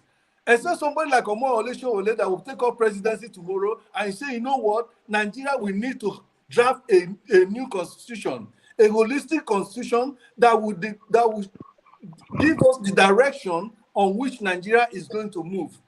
Other than that, Nigeria is not going anywhere. All right, Jude, thank you. Thank you. Thank you. Alex Kaba, welcome to the show. Welcome to Doctor. Oh, I said Alex Kaba. No, hold on, everybody, hold on. Alex Njoko, welcome to the show. Thank you. Yeah. Alexi, you are joining us from North Carolina, is it? Yes. Okay. So so we're talking about Peter Obi and the primaries that took place and the one to take place next week. What is your take on the political situation so far? A lot of people have made points speaking truth to the power. We as a people, Nigerians, we have come a long way to form a kind of mindset that kind of directs the things we say about the country and the things that we do concerning the country. Nigeria is like an elephant, an old adage of blind men going to see the elephant. Some would touch it and say it's a wall. Another will touch it and say, oh, it's like a snake. Another one touches one of the legs, says it's like a pillar and all that. One thing we have to be is to be sincere to ourselves. There's lack in sincerity about how we can move on as Nigerians. Everybody is praising Peter Obi now. Yes, if you make Peter Obi to go out there and be voted for, some of the people who tell you that he will not win will not vote for him. Not because they know he will not win, but because they don't want him to be the president for reasons that is embedded inside them. As much as it can be said so loudly, Peter, who will vote Peter Obi now? Not even those in the north who will vote for Atiku will vote Peter Obi. They know he is better than Atiku, but when it comes to vote, they will not vote for him. So insincerity is permeating many of our thoughts and hearts. I mean, when Jude speaks, he speaks my mind to the very last point of the points he has been making today. I've been watching, and everyone that comes in also makes points to how he's made good points, and they feel the same way. But when push comes to shove, Nigerians will go back to their little shells and do their thing. And Peter Obi not winning will come out from that. Otherwise, if we want Nigeria to move forward, Peter Obi should be the one everyone should go with. Even those people in PDP, They should all move with him to the new place that he has been given that ticket. Many of them will say what we are saying here now, but see where they are standing. They want to eat when Atiku gets there. So for me, Nigeria remains the experiment that has run amok and has become petrified that you can't do anything anymore with it. Let us come together, decide how we are going to live as a people very amicably. I mean, the fear we said about the North, every group has fear. Oh, if we go on our own, I won't be getting this that I'm getting now, or what I'm going to be getting will be less, and so on. We don't want to face the truth about how to solve this problem. Nigeria cannot go anywhere. I can bet you, if it's possible to bet all of you that what we are doing now will not solve, I mean, whoever is going to come in now as president of Nigeria will not solve our problems. I'll be a rich man tomorrow if you all can gather the money. So, I mean, let's face the reality and be truthful to ourselves. Okay. We will come to the point where we will decide how best to move ourselves. Thank you, Alex Njoko. Thank you so much. Ovia, you see how he spoke and without laughing. This is a serious matter, and I hope you take this in seriously. All right. I'm sorry if I'm laughing. I'm not laughing. Let me say I've worked so hard to devote myself from approaching politics with emotion. Nothing that is happening now that has not happened before. Nothing. When I keep referring to America, please go back. America no start 19 or 16, 1766. When they did fight for civil rights, 90s, after over 100 and something years. I'm not sure we must follow this. But we is that how long you want to stay? Is that how long you want to stay? Exactly. I am not saying. Let me finish my point. I'm not saying we should. I am not saying we should go. We are going with all the computers and all the technology in the world today. You want us to start waiting like America did for 170 years? That's not what I'm saying. But then, go to Rwanda. Let me land my point, please.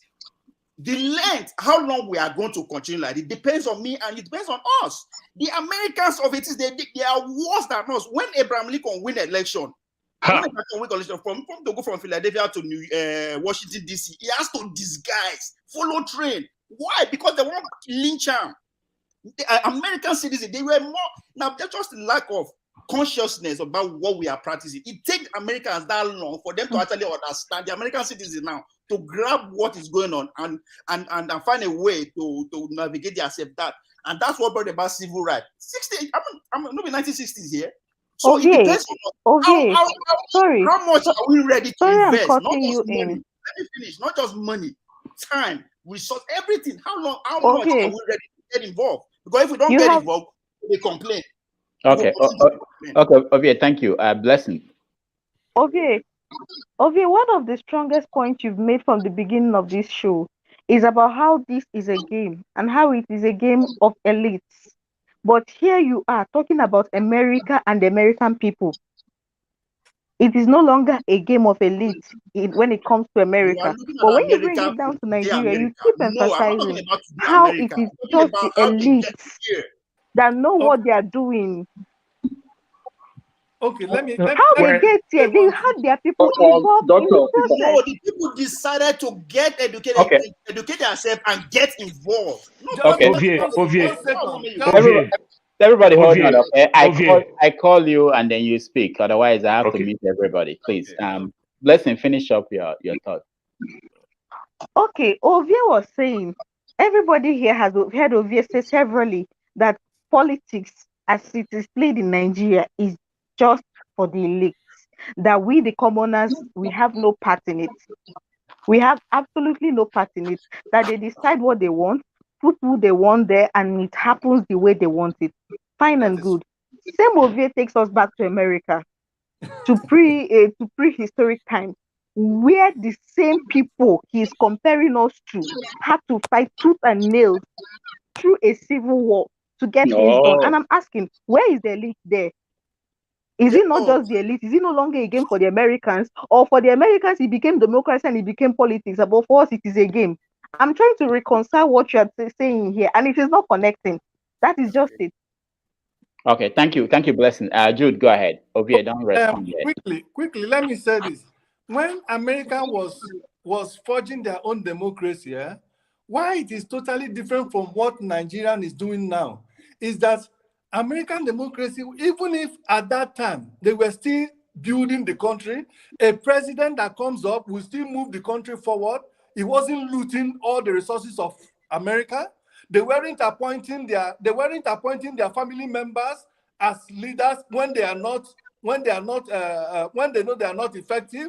They weren't appointing their wife as minister of happiness. And no governor was appointing the wife as minister of happiness. They weren't looting the resources of America. They were still doing something, working, building the country. That is totally different from Nigeria. Wike now, for instance, Wike, how can a thief like Wike expect to come to Nigeria, become a president, and will be able to move Nigeria forward when he knows that he became a president by looting silly the resources of Port Harcourt? All those money he used in bribing. What is it called? The man that won the ticket.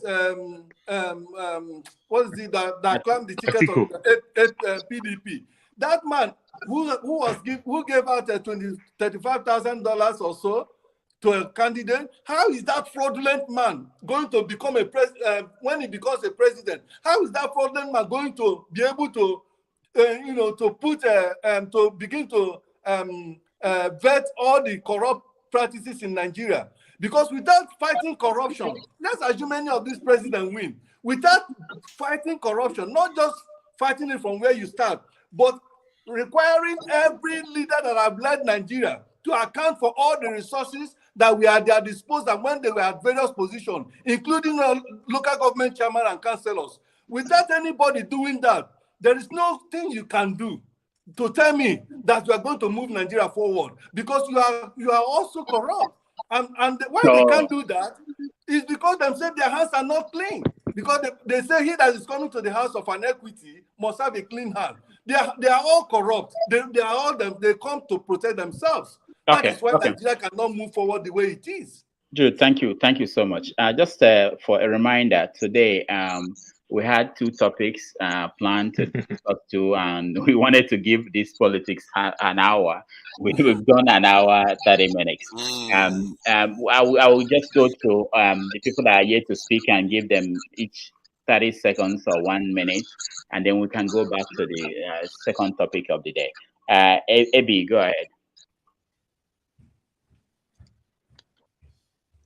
Go ahead. Oh, thank you. Sorry, I'm getting used to your to your application. I was trying to unmute on the screen. Oh, okay. You see, yeah. Again, I just want to align with Jude as well, Alexi. We are all aligning perfectly, and I think even Ovie and Co. Align. We all know that there's a problem. I think Ovie is being scientific. He's speaking on the platform that exists right now and the logic of winning, irrespective of the root cause. But that's by the way. I just want to also hammer on why Nigeria will not work based on the system. Even Mr. Peter, I don't want to bust bubble right now. I want to see, I know he did well. He left 100 billion or something in Anambra. I want to ask one question. If I see him, I like him. I've told everyone. How much of his security votes did he accounted for? How many governors in Nigeria account for security votes? Now, they allow them by constitution. That is, by the way, we are talking at the federal level. Let's come to the state level.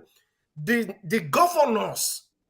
We are all talking Nigeria with president. The governors are so corrupt, and the constitution of each of the state or whatever, I don't know where that is coming from, or the law, allow them to get away with things. They can seize. I heard the other day, Fayemi, he called a council chairman of a local government to take, I think he said it's 100 million, but he gave the guy 17 and asked him to sign 100. Some days later, he was donating something to some people somewhere, preparing for this presidential whatever.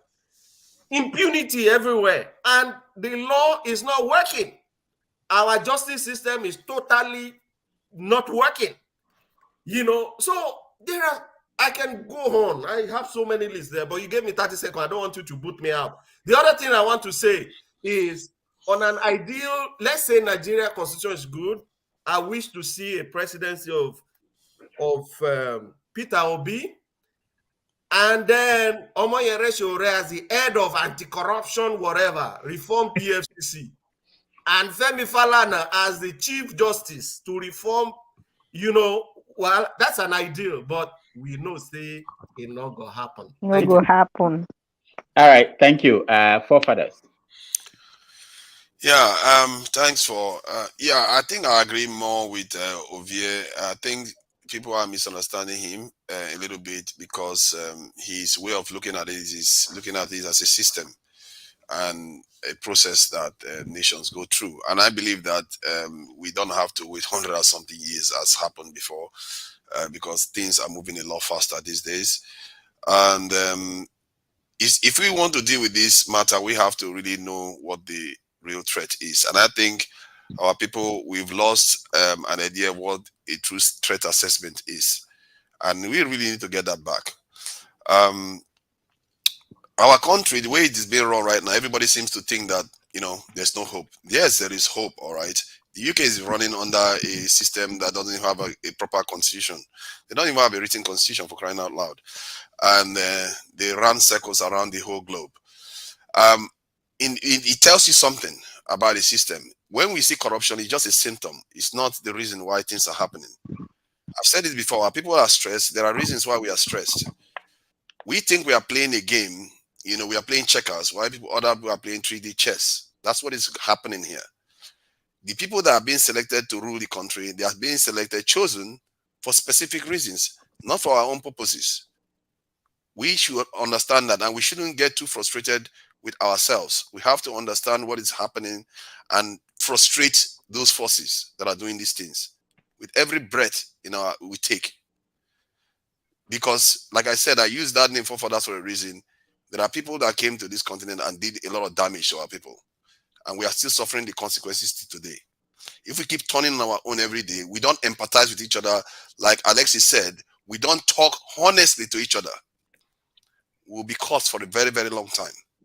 It's going to be a big problem, because if we don't see our brothers and recognize our brothers, we are in trouble here. They are hyenas circling. So people are talking about civil war. The only thing our forefathers handed to us is they kept the roof up. And we have to build on it. And if we don't build on it and we start tearing each other down, the wolves will inherit everything. And then we'll be in for real trouble. If we think what we've had now is bad, ask what happened to the ones that went through the ships and colonization and all the wars that happened. Things will get even far worse. And we see, let me explain something here. Just last week, the Pakistani president came online and said, you know what? They removed me from office because I wouldn't take sides with the war about the war in Iraq. That's in Ukraine. Something they accorded India. They couldn't accord it to him. And they literally threatened him to his face when they were taking minutes. They didn't even care about hiding it anymore. And they removed him from office. He was talking about they were giving people $1 million all over the place. Now you see the dangers when G20 countries can give themselves $20 trillion in loans when Africans don't have anything. That is real money. It's not monopoly money. It's money they can use to buy your politicians and sell you out easy and get their way with you. And if we don't understand this greater threat, we are just going to be hitting each other and we don't know where the trouble is coming from. We will never get anywhere. That is what is happening to us here. And if, like now, they are passing a law. Just yesterday, I just heard that they passed a law in the US to punish African countries that don't take sides in a war that's not ours. And I hear some African politicians, I think Ayade was saying it the other day, we have to stop being non-aligned. We have to pick sides. The reason why they are saying these things, they want to get the money so that they become president and sell their country away.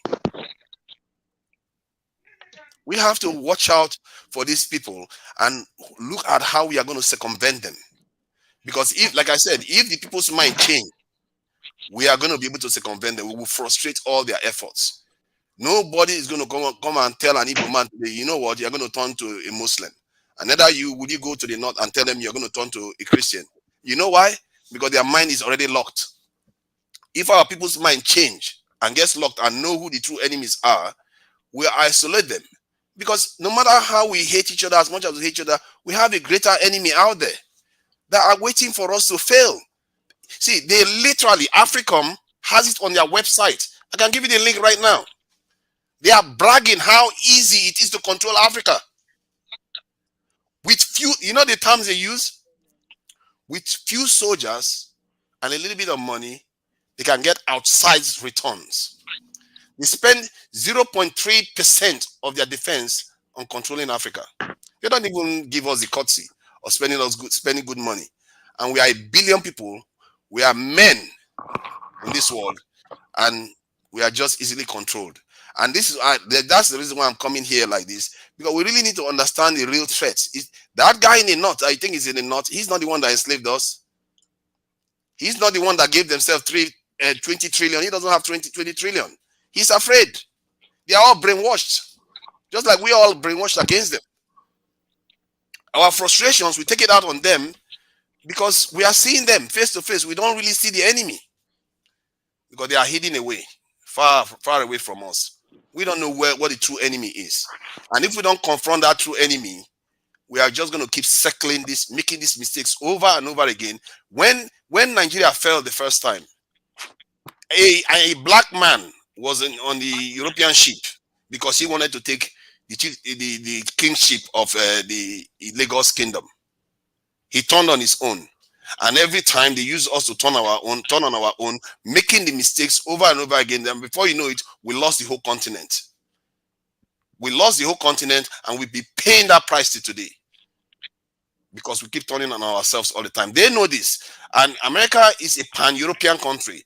They back themselves, they help their people, and we don't help ourselves because we don't understand the game that is being played on us. And I just hope we start waking up to that and use all the energy we have to frustrate all their efforts that they are using to divide and rule us. All right. This is not about the North. It's about the greater threat out there. Thank you for this great history, man. It cost me thousands to learn. I think that's another problem. We don't know history for Nigeria. All of us, they don't teach us. Well, 1960. Right. You didn't know history, and you're putting American history for us. Ovie, hold on. Yes. When you talk about American history, well, we understand how America struggled for over 200 years ago. And when they started this modern democracy that we are talking about, there was no much case study to learn from. Controlled by Kaba anyway. I know, but Ovie, what you must understand is that when Fofara says something, I want to beg to disagree. Even everything that is said, to some extent, makes sense. Why I said I beg to disagree, because are you telling me the West like country like Saudi Arabia? They like country like UAE, United Arab Emirates, what we fondly call Dubai today. Did they like country like Qatar?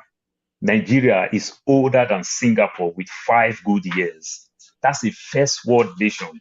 They are doing very, very well for themselves. Are you telling me the West like all these countries, but they don't like Africa? I think we failed ourselves. You understand? But we are still looking for people to blame. If we do well, if we channel our cause the right way, I am telling you, the world today is still go back to the era of the Portuguese. It is still called trade and barter. But if you don't have anything to trade, you don't get back.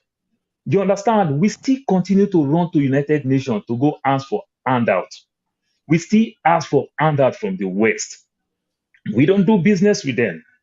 Americans today in Saudi Arabia, they have American quarters where they can do all the nonsense thing. Have you been to Saudi Arabia? You are going to Saudi Arabia to check your phone. You have to delete your Bible. You can't take anything. but they practice Sodom and Gomorrah in American quarters in Saudi Arabia. Do you know why? They spell out their own terms and conditions. We don't have anything to offer. We just blame the West too many times over all the things that is going on. But I can tell you simply, we don't arrange our house very well. Let me just say a little bit joke from what AB said. AB, you talk something about fire me. Do you know what happened in Kwara? There's a council, a ward in Kwara. This councillor bring his allocation. They eat wine. There are women there. They share this money in a beer parlor. Guess what? Some boys came and robbed 18 million. And the councillor said they robbed my allocation. When did they give you your allocation in cash? for armed robbers to even rob. But that is the type of country we run today. It is funny. The North that we talk about the North all the time, that this North, they are so corporate and everything. No, it is just that the level of literacy, the North are having so much challenge. They are not educated at all. What Awolowo did, immediately we got our independence. And what the North learned from British, when Awolowo started chasing them away from Victoria Island and European quarter Papa, the North, and remember when they even moved, they did not even move to the so-called Northwest. They moved to North Central. Good percentage of them find themselves in Jos because they like the weather. But what they told them there, they said, don't leave power, because the South has education, they are smart, they know everything. So the North would not want to leave power. Not that they know how to use power. But if you tell me about the North being very, very corporate, no, I don't think so. And you will say individual can channel a course. They not respect themselves very well. The few times I worked in the airline in Nigeria before I moved to America, you'll be so shocked the things that they not do. You inside the airport, the highest people that you want to talk about professional, what we call pickpocket, is the North. Where somebody will do rank a day, they carry their large bag, steal his money inside airport after checking in. The things that you see that you'll be so shocked because of they have this spirit of king and puppet, or king and slave, if I would say it that way. We don't get that in the West. It's not our fault. You can't get that anywhere in the Southeast. I was born, raised in Lagos. I understand the way the Yoruba do things. I equally understand to some extent the way Igbo people do things. You will see Yoruba people, they will prostrate and greet. Well, it's just their culture. An Igbo man will shake you and greet you. In the course of my growing up, there's this senior man that we used to greet. His name is Martins. But I didn't even know that the Igbo people also have this culture. They call it Day Martins, but I don't understand the meaning of day is Brother Martins. But because he's so disciplined, I call him Brother Day Martins. And he never told me that is not so. I keep calling him Brother Day Martins. You know, but then we'll say Yoruba have respect, Yoruba have respect. Then they say Yoruba will greet you brother and they'll call you brother Ode. That is foolish, brother. They still use brother in quote, but they still call you brother Ode. They still even curse you with it. It's everywhere. Okay. Let's tell ourselves the truth. It's Okay. everywhere in Oram. Can I So respond then when you to talk about the North, what about the North Central?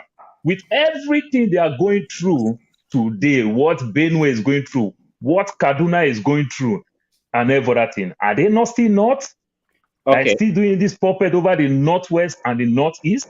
Thank you. Come on, let's tell ourselves the truth. Thank you, Paul. Thank you so much. Can I just respond to his statement about Saudi Arabia and United Arab Emirates? Okay, you 30 see, seconds, please. Yeah, all empires that have existed before now has always come from that region of the world. If you look at the latitude from the Roman Empire and the Greeks and all of them, really, the Persia, just name it. See, what they discovered was that this is the first time the world is being controlled by people on the northern hemisphere like that. So they have to keep that place in check. And Saudi Arabia is basically their anchor there. And if you look at everything around them, it's falling apart. You look at the Palestinian, Saudi Arabia is sitting there and their own people are being oppressed. And you look at what happened in Iraq, Yemen, look at all the problems. The people they settle with, the people that they use to control the regions like Egypt, Saudi Arabia, and Israel are the ones they favor. So just like they favor Japan now because they're using Japan against China, they favor India because they're using India. It's all about strategy. But in reality, the backup of the economy is Africa. And they never want to let Africa go for the reason that Africa is a gigantic continent and they are basically a mighty people that they cannot underestimate. This is the reason why Africa's fate is different. It's not because they like anybody. They don't like anybody. They use people against each other, just like they use us against each other. They are doing it in the Middle East right now. The funny thing is that they don't even favor any country in Africa enough to accord us what they even accorded the Saudi Arabians. That is how sad it is. They fear us that much. But I hope you know America America bought a lot of oil from Nigeria, and they stopped precisely June 2014 or thereabout during the election time. Barack Obama precisely. You have to understand, look, we don't have anything to offer. We beg.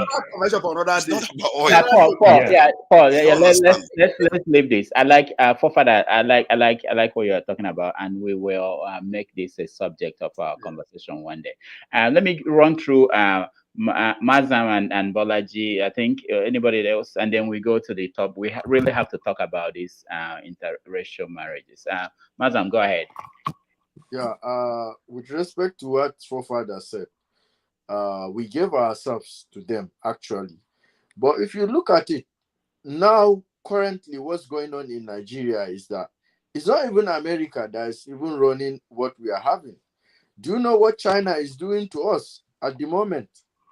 They have actually taken everything free. It's not all about oil. There are so many resources that gives more money than oil in Nigeria.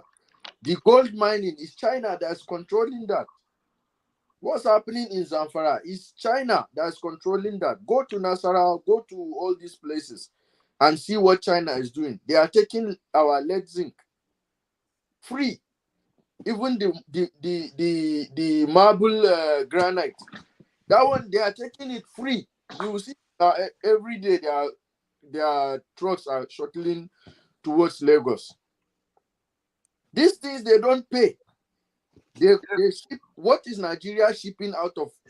What are we exporting to them? They will export into Nigeria, and then they will go out and they will use their ships to fish. Nobody is stopping them. All right, Mazam, thank you so much. China is a subject of a serious discussion, and we are going to have it in a short while, very soon.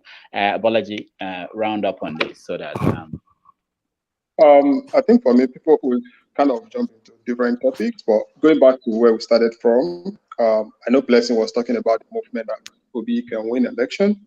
I totally believe that if youths and people can actually work seriously on this, it's very possible for him to win election.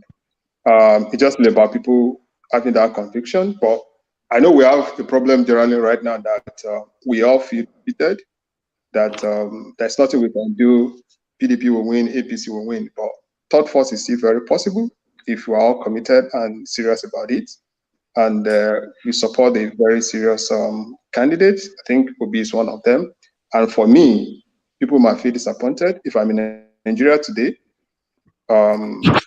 if I see Obi on the ballots and I see Omoyele there, I'll give my vote to Obi for a lot of good reasons. Outside that one, I think generally in terms of policy affecting Africa or not,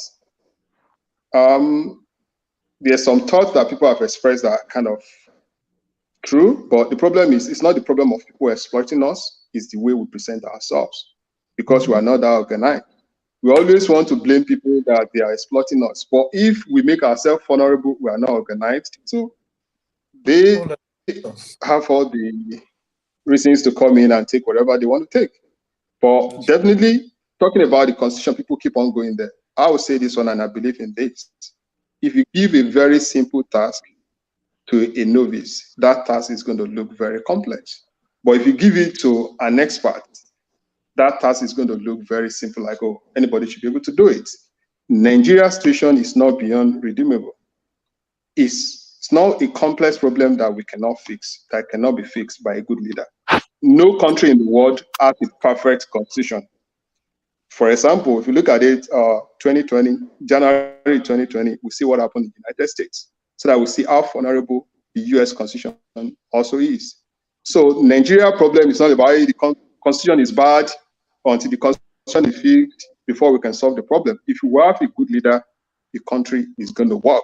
If you have a good driver, you enjoy a good ride. If you have a bad driver, even a brand new car is dangerous for you to be inside it. So that's just my own point. All right, thank you so much, Bolaji.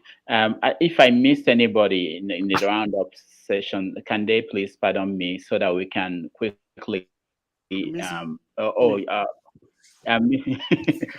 Ovie. Okay, just start. You said what? I'm just joking. Okay. All right. Because I want everybody to be happy, but we have to move on to our next topic. Okay. All right.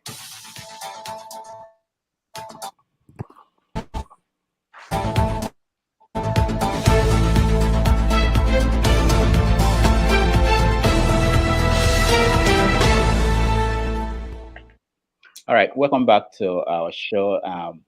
This is Javier Say 247. Now, today, on June 12th, it will be 50.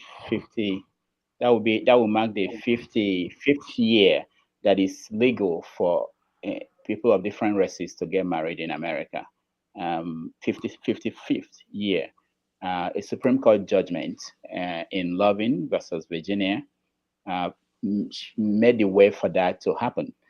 And since then, we've had a lot of Africans who are here. This is really a topic that a lot of women were interested in joining the conversation, but I made the mistake of starting with politics. And this is where we are. Next time, we have to put politics behind. Yes, it's serious. We have now people, I don't know, people like Ovie might be young. I don't know if they are married and who they're married, but there are people who have kids who are of marriage age is here in America, and they are confronting this issue, Africans, which is that their children come home and say, look, this is the person I want to marry, maybe not an African, maybe not a Yoruba person that you wanted your daughter or your son to marry. So it's a very serious issue, and a lot of people are actually dealing with that. Sometimes you find some parents, they will resist, and there's a conflict with families. So we want to talk about that. I had an interview with a woman, Jenna, in London, and she told me stories about her own experience. We will get to that, but I want to hear your viewpoints. And let me start with people who just joined us. Dr. Dominic, welcome to the show. Hi, good evening, everyone. Nice to see you. You missed the political part, so I actually was watching. I was traveling from DC to New York. I just arrived in New York. Okay. So I was listening on the train. Okay. Yeah, been each other. Good.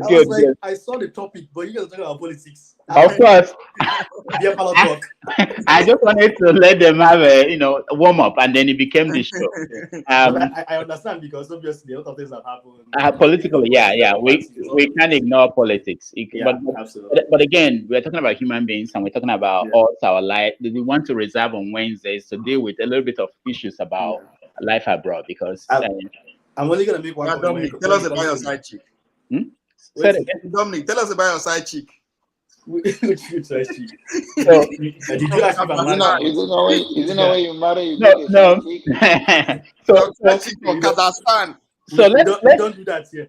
So let's really talk about this. It doesn't have to be our own experience. Yes. If you know people, what people are going through, it's a very common thing in Europe, in America, in Asia.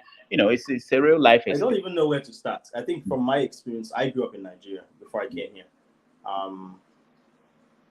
I think for me, I've had a very extensive. I have families, extended family members who are all across the New York, New Jersey area. And, when you interact with your cousins and other relations, you kind of see how their mindset is. One thing I do know is I remember my uncles and aunts, they tried their best to raise their kids to have that strong Nigerian culture. Some of them made very strong efforts to take their kids back every summer. Some really didn't do that much.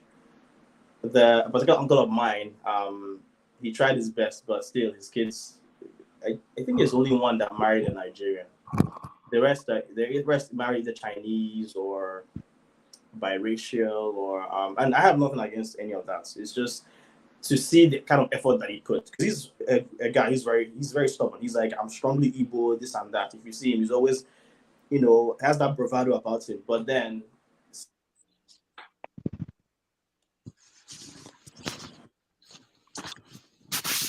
Okay, Dominic is upside down.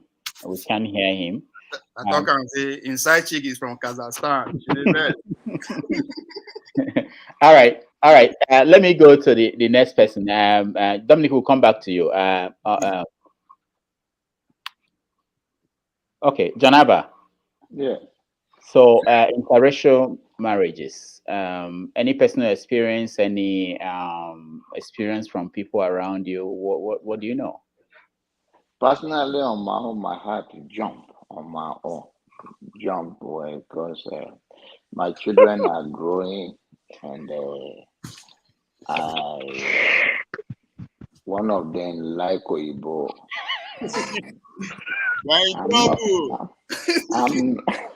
I'm not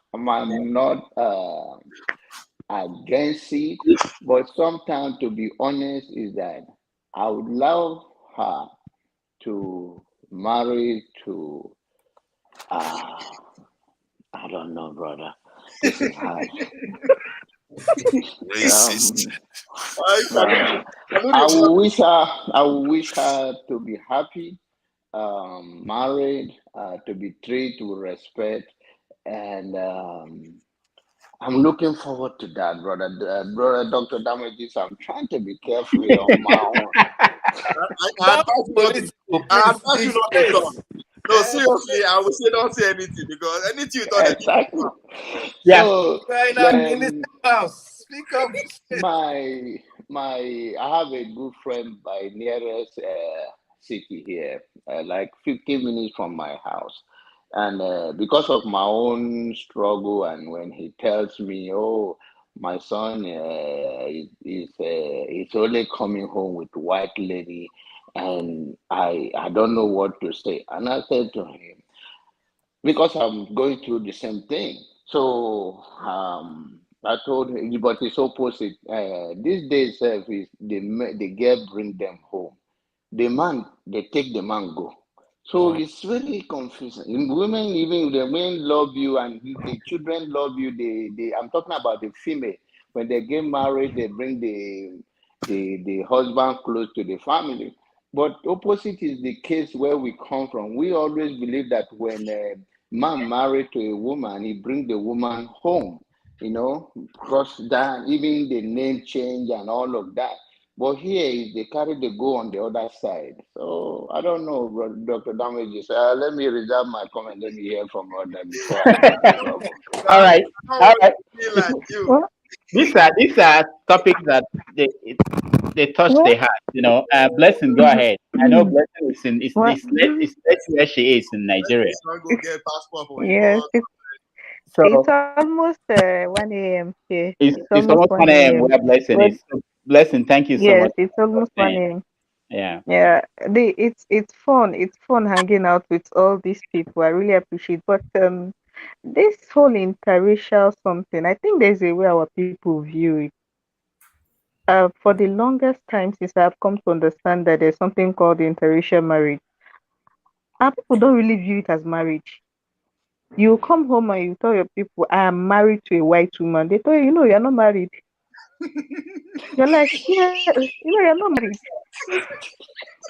It is. I have families there. It is sad, but it is true. You tell your mother in the village, Mama, I'm married. I have a wife. I have 2 children. She look at you. Where are they? They are not with you. Say no. They are in Obodo Ibo. They are overseas. You say no. You are not married. You are not married. Who is going to come home and stay and continue your lineage? You try to explain to them. So what I'm trying to say is there's still this perception about interracial marriages with the people down here, especially with the older generation that are uneducated. They view it as what you need to do to get by over there. When you are ready, you come home and marry. when you are ready, they do not consider it marriage. The only time they can give you the benefits of the doubt is when you carry the Oyibo person and come home. When you now carry the Oyibo person and come home, they'll be like, oh, Oyota, okay, she cannot bend down well. Okay, we can train her for that one. It's very good, but they will not draw you aside to see what she's doing, like a Greek chicken. This is not how it will be. Oh. You need to. It is. I don't know. I hate to say this. I hate to say this. I had a cousin who was married to a white woman. All of a sudden, out of the blue, he chatted me up. He saw a picture of a friend of mine and was like, I like that your friend though. Hook me up. I said, bros, what's happened now? You don't marry. You don't be your wife born last month. He said, yeah. She had a baby last month. A baby boy. He looked just like me. I said, that's nice. So what are you looking at my friend for? He said, that one is just contract marriage. I said, contract what? Bros, you have two boys too. I thought her leg is now strong in the family. You know, they tell women that when you have boy children, your leg will not be strong in the family. What is this Oyinbo woman leg doing with two boys and she's not even having strong leg in the family? He said, no, that one is just for papers. I don't understand. That is not something he can explain. And he meant it. Till today, he's still searching for a wife, even though he's married over there. Yeah, but hold on. He meant it. So there's still this perception, the way we view interracial marriage. Blessing. I think you mixed two things there, but let me ask you this: people like us, your cousins or people you know who are abroad, do you think they're different from those who married Oyibo? You know, like in terms of being able to come back. I want to know if people at home are beginning to see people outside, because some of us outside, maybe we may not be able to come back finally to settle there, or our children will not come back. We are technically out about lineage. Are people not seeing that at home now? Don't say it loudly, oh. They will carry your name to pastor. Don't say it loudly. That you use because of Oyinbo woman, you don't come home. Don't say it loudly. All Your case right. will be in the church. All right. Thank you, Blessing. Thank you so much. Anyway, on a more serious note, I think there's been a change in paradigm in terms of thoughts concerning this kind of issues. It's not as bad as it was some years ago. People are becoming more accepting, although there's still a way they view it, but they're generally becoming more accepting towards interracial marriages. All right, thank you. Let me come to you, forefathers. I hope you have wisdom on this, because this is a serious topic. Part of what's going on is that most of us come to America, work hard, become part of the middle class. We move away. We move to a white neighborhood, to Indian, rich neighborhood, and live there. We disconnect ourselves from, where our African brothers are. And we raise our kids in white schools, and they have white friends. And when it's time for marriage, then people stop and say, I need a Yoruba in-law. I need a Yoruba in-law. Then it's suggesting to the kids, what about how would they don't know them. They don't communicate with them. They are not on their phone list. They are not on the people they play games with. How would they end up marrying them? Forefathers, tell us what's going on. That, for me anyway, I think many people, their experiences of this will probably be different. When I was growing up in Nigeria, what you tend to hear is that people go overseas, they marry just to get along, then they come home and still get a proper wife in Nigeria. I feel like there is an element of slight, how do I put it, people being in somewhat of a denial of what is going on, because the media clearly shows us the standard of beauty and all the rest of the stuff we consume. Many of our men do lust over these foreign women, and they want to be with them. Hence why, according to the lady, she said the guy has 2 children with a white woman, and at the same time saying he's just arranging marriage. How does that even work? What kind of arrangement has 2 children in between it? So that's not how. See, people pretend as if that's not what is happening. And I think that there is more serious aspect to this that is doing damage, because somebody wrote a report, I think sometime last year I saw, that said there are so many empty castles and industries in Africa that has been left unattended to by the younger generation. That these rich families have sent their children abroad, expecting their children to return back, and they don't. And it's doing a lot of damage to our societies. I actually know of one that is supposed to be a kind of Obi of a place, and he grew up somewhere else, and his whole way of thinking is Western, and he can't relate to the people on the ground. So that, for me, that's a more serious aspect, and I don't think that we should be thinking about people just because they go overseas they should remain there. And even if they do, they should have to remember the country educated you, spend the little money we have raising you, and they go overseas and they forget, because I don't have any issue with interracial marriage, but I have issues when it damages the people on the ground in the continent. And for me, Hold on. How does that damage the people on the continent? because if somebody raises you in Nigeria and up to a certain point, and the Nigerian state gave you free education, and then you go overseas, and then you have married into their bloodline, at the same time, remember, the African gene is supposed to be the base gene of humanity. You pass it off, and you forget your people, and all the education go away. With the little money we have, that's damaging to the home. This in your expertise is gone.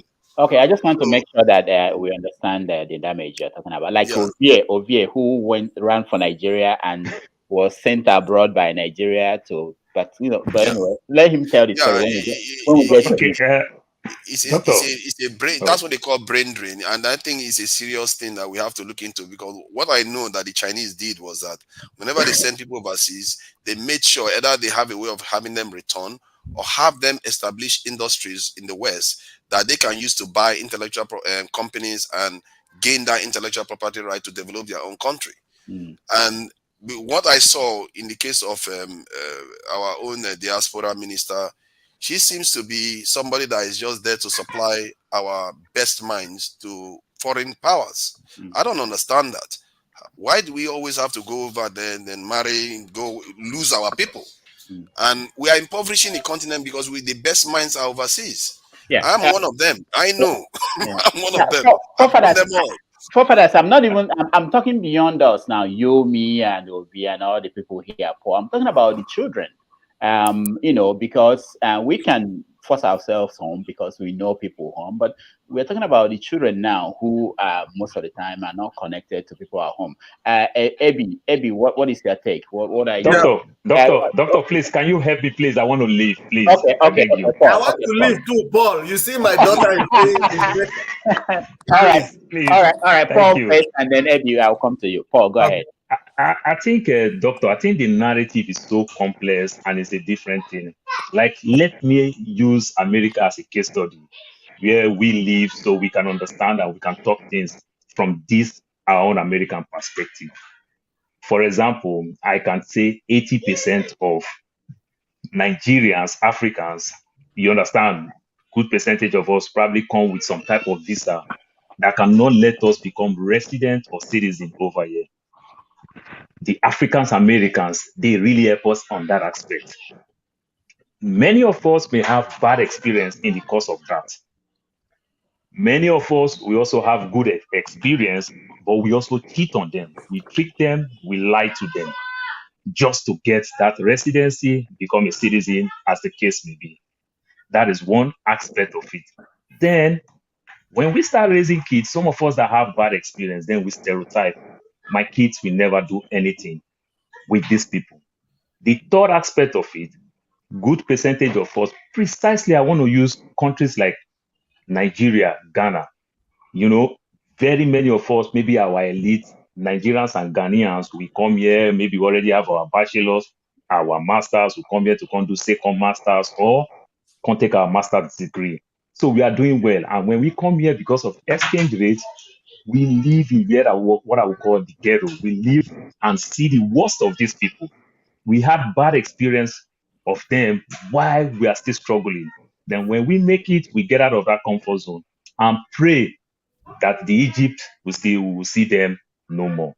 Meanwhile, we don't understand that because of where we find ourselves, that's why we see the worst of them. And we, at that case, we are doing very, very well. So we stereotype on that aspect.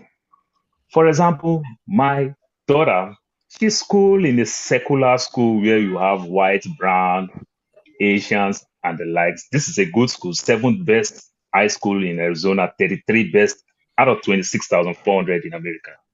So this kid meets a lot. Sometimes my daughter will be having something. I see a white person will pull up to my house. Hey, please, can you allow my daughter to join them? I see a brown person pull up. Probably sometimes in this case, some of these kids may tell lies. Sometimes they may say the truth that mom, she has to come. She really, really helped me in school. The parents will forget races because they understand this person in quote is doing very, very well in school. They want their kids to associate with people like that. I see a brown person, I see a black person. Probably my daughter too also tell me the same thing. I can walk up to them. I don't know how kids play this game. And I get along because it's their classmate. I know these kids are struggling. They're doing well for themselves.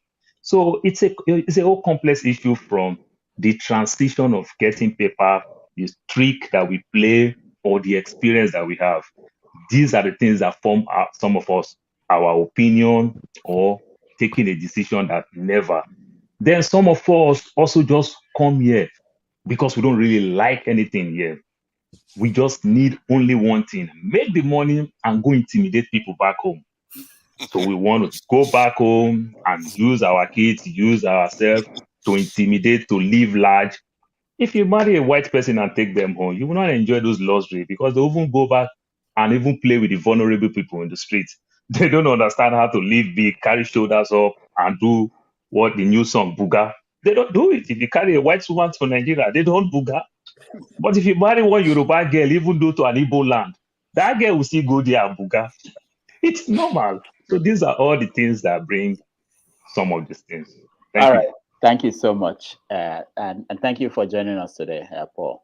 I'll just be on the backstage watching. Thank you. Okay. All right. Ebi, your turn. Thanks, Paul. This is a very. I mean, I'm smiling.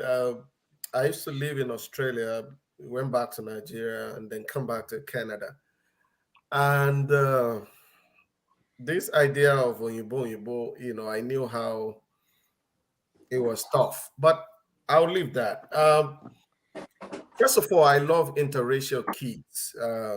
So personally, I mean, I like it from my head, but my heart tells me that Africa cannot be brain drained as we are being drained right now, and also become genetically drained or wiped out. Because this is looking at the larger picture. I'm a very open person, secular person. I mean, where I lived, the girlfriend that I've had until I married abroad, now Yimbu, and I didn't need paper. Okay, I didn't need paper. I'm fine.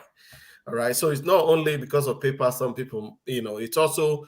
I was working at university in Australia. All the young girls, they're all there, and all that. But I still come to Nigeria and got married. And why did you do that? Can you share with us, please?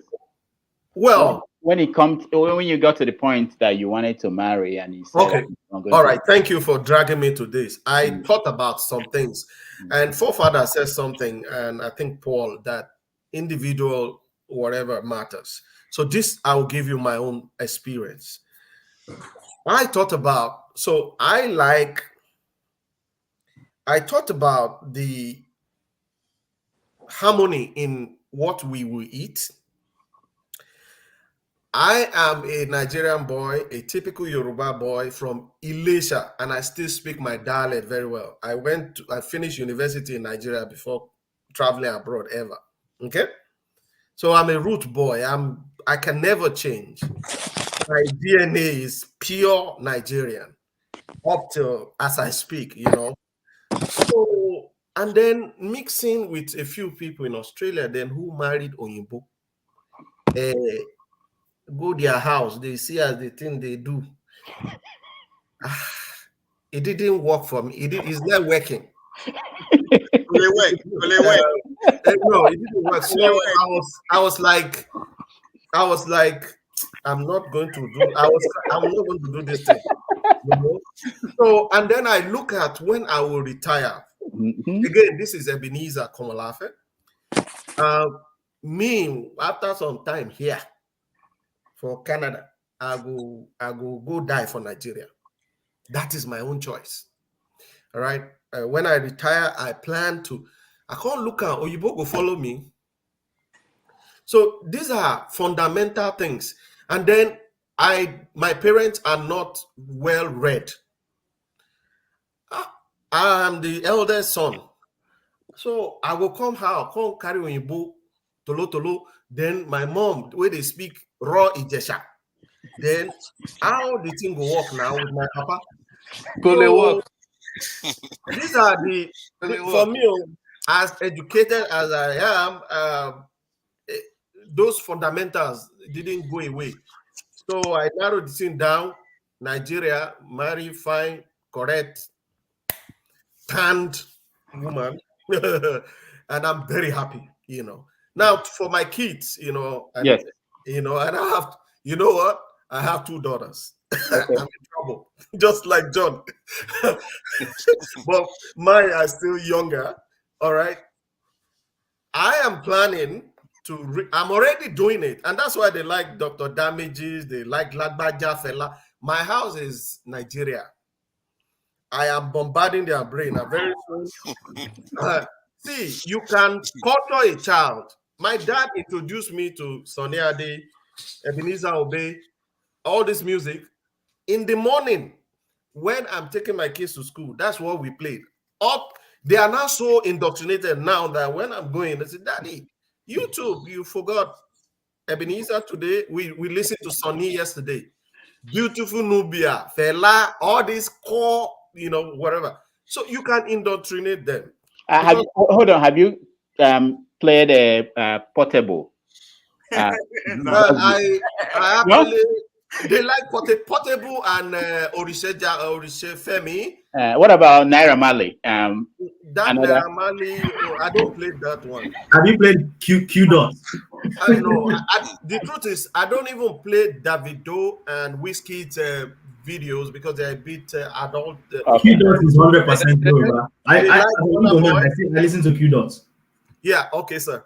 They like Burna Boy because Burna Boy is, for me, is some level above. I don't care what anybody say in terms of the way his lyrics are and all that.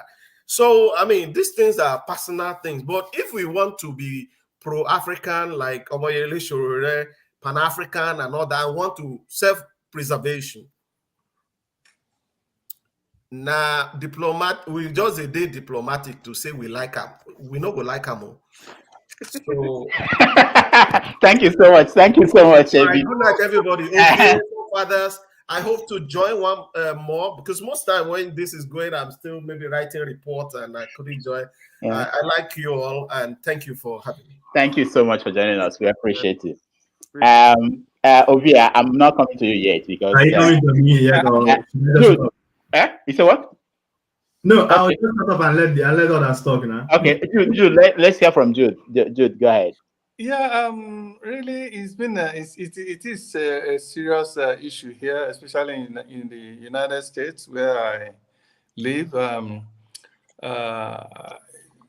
Personally, as an individual, I would wish and hope that our people continue to look inward whenever they want to marry, because in fact, African culture, I would say, is becoming endangered culture. Like we have endangered species, it's becoming endangered culture because African are prone to, including Nigeria, we are prone to accepting what is not ours, and embrace it and look at it as the best rather than looking at what we have and appreciating it. As a matter of fact, from my experience so far in this Western world, Africa has the richest and the best culture, I would say. Okay? So a culture where you marry, in Africa, in Nigeria, for instance, if you're marrying, if you come to a family to marry, you're not only marrying to that man or that woman, you are marrying to the whole family and the whole village or the whole clan, okay? As opposed to Western culture, where you can marry an Oyibo. Oyibo might even decide and say your father, well, your mother must not visit. If they come, he might say, okay, when is she going? When is she going to leave the place? And he can do anything. If he even insists, he can even send the person away. Okay, and there's nothing you can do about it. Okay, so we should I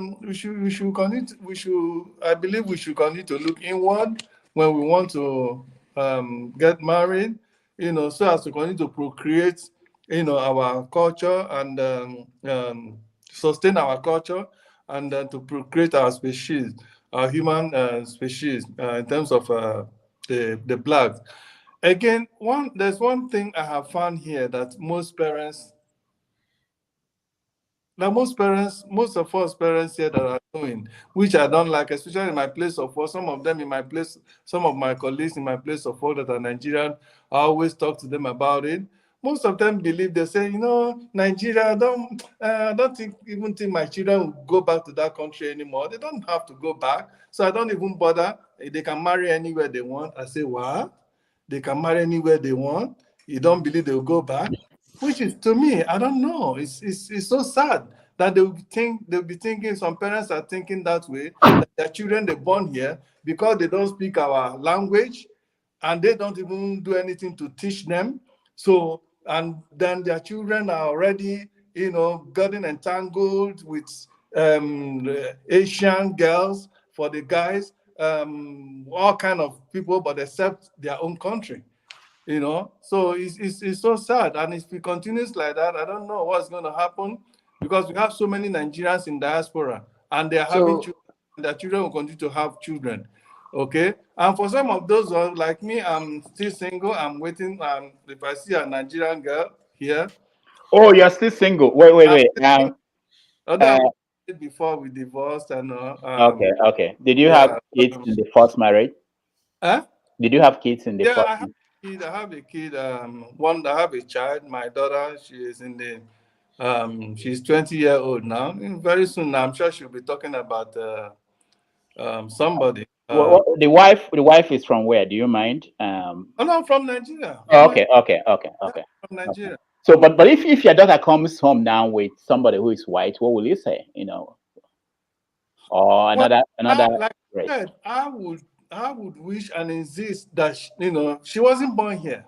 Okay. Oh, Okay, she wasn't born here. Okay. She just came. I just brought her 2019 Okay. and 2014. Okay. But she didn't even take up to one year before she became. In fact, it's like she has lost everything about Nigeria. Okay, she speaks Funel like somebody who was even more than those who were born here. All right. She has almost most of her friends, her girlfriends are all white, and and most of her friends are white. Okay, but she always reminds me she's a big girl, because of the culture that if you are 18 years, they assume that they can do whatever they like. Okay, and if you try to stop them, they look at it as if you are abusing them, like they tell us here, we from Africa that spank our children, that is an abuse. Okay, so it's a big thing. It's a big thing. I would wish and hope that she look inward and get a reasonable Nigerian to marry, even if the Nigerian is born here. It's better than I don't know. It's better than Oyibo. Okay. All right. Thank you. Dr. Dominic, I will come to you later I want you to talk about genetics and things around that, in intermarriage. But Ovie, tell us your experience. My experience. Yeah. Oh man. I don't trust, people, once they have dreadlocks, it's likely that they go. Anyway, go ahead. Tell us. Oh man, I go. Whose daughter is grown? Jude is single. I don't mind. I'm from Nigeria. All right, okay. Tell us what you've seen or heard, if you don't have experience.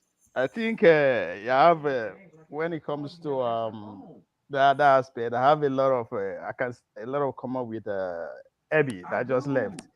I be village boy. Forget all these things. So all these things are buga. I be You better village don't go to boy. Nigeria with that one, no, because otherwise you know what is happening. At least the first 10 years of my life, the first 10 years na village, like Kong village, a village whereby when Oyibo people come, also because I'm from Ososo, not like tourist destination when it comes to Edo North. You're When from white people, Ososo? yes, I'm from Ososo. You know Oh, Ososo? I was a teacher at Iraq, very close to Ososo in those days. Ah, Iraq grammar yes, in wow. the 90s. Anyway, good. So when back then, late 80s, early 90s, when Oyibo people come, as a kid, then we they run after them. We never see Oyibo people before, right? Then when I begin travel, luckily for me, Nigeria, as you really indicated, Nigeria they begin carrying me travel, being everywhere. I remember when I got to Bulgaria, Sliving, that's the name of the town. It's about 3 hours from Sofia. Sofia is the capital of Bulgaria. When I see white people begin run after me too, they never see black person before. I say, oh, 1-1. Wow.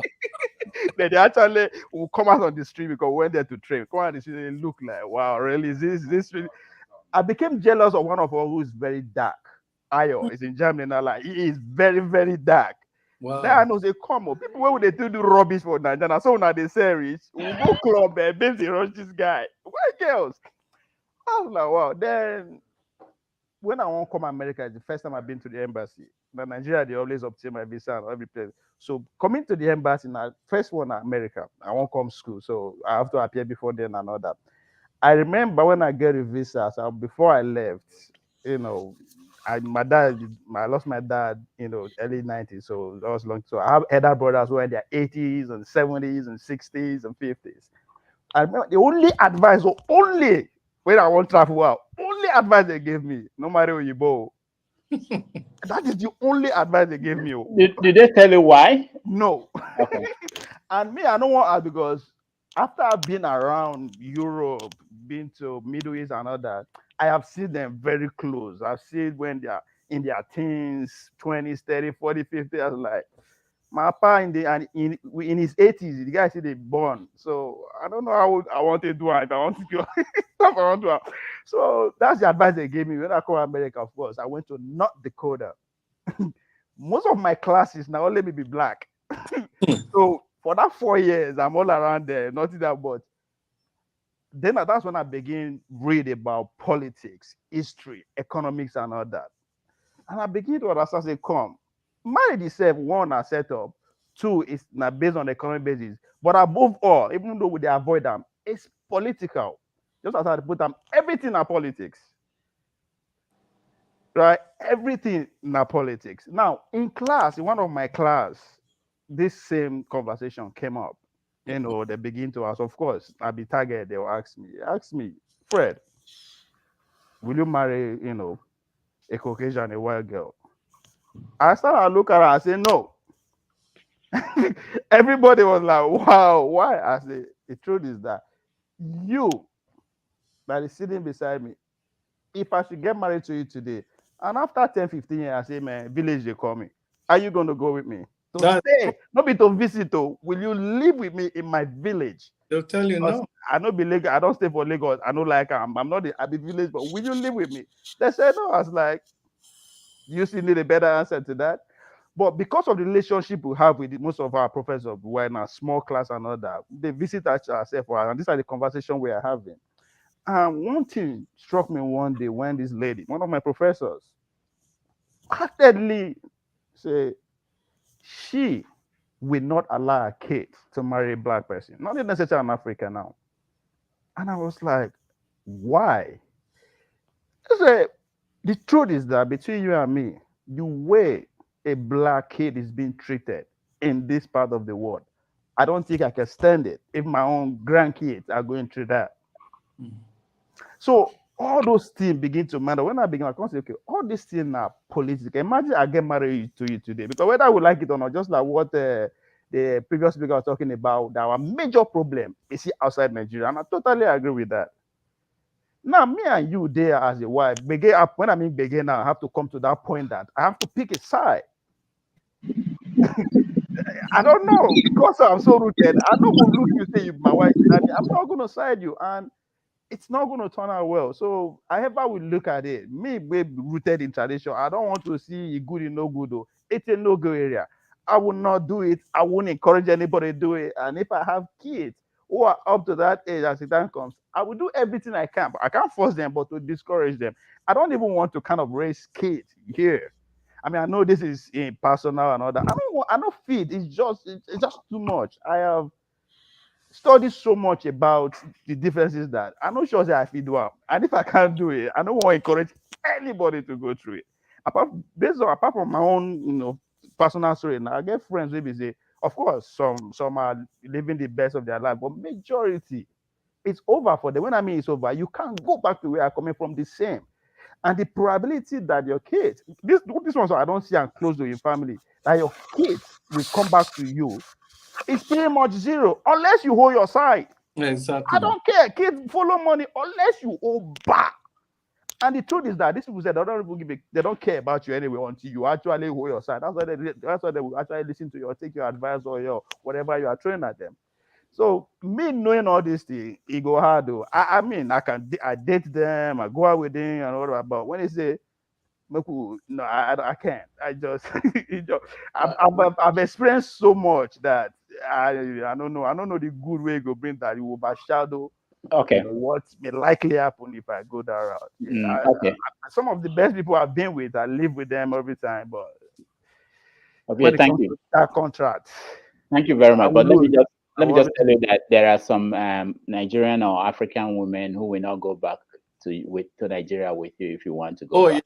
So it's not just so you go and I will not go back. Anyway, Dominic, before I come to you, let me Alexi just joined us again. Alexi, we are talking about interracial marriages. I saw what you posted that did you say your niece got married to somebody? Can you tell us the story if you care, if you want to? No, you're muted. Can you unmute yourself? Oh, okay, hold on. Let me see if I can unmute you. Okay. Yeah. Thank you. It's very important what we are discussing, and it's ongoing as we speak. I have members of my family now that I can say are biracial, but there's something their parents did that has become interesting to know. My niece, being a woman, should answer her husband's name, right? Right. She does, but she made it compound with Njoku. And the children, when they came, the man was, well, again, education is very important. She's a physiotherapist. She is more like the breadwinner of the family. And the husband is very much at home with her. They have gone to my village, seen everything. He talks about the place he likes, what he saw, and all that. So they are in agreement that the children should answer a compound name of both families. And when I talk to those children, the excitement about their name being Njoku Lopez, I see them and they are just say, Uncle, my last name is Njoku Lopez. Their mother's clinic is Njoku Lopez Chiropractic. So they are carrying that name and they are proud of it. So what I saw in them is, should they get a point in their lives where they have been well educated, they can very well go back, provided our country, again, the thing we were discussing before this topic. If our country is smooth, believe me, our children will invest over there. Look, Rwanda has white people coming, begging to stay there, even when they are not being forced by marriage or anything, just because the place is livable and they can work there. Some of them are into real estate, trying to sell to you and I, who are Africans, real estate in Kigali.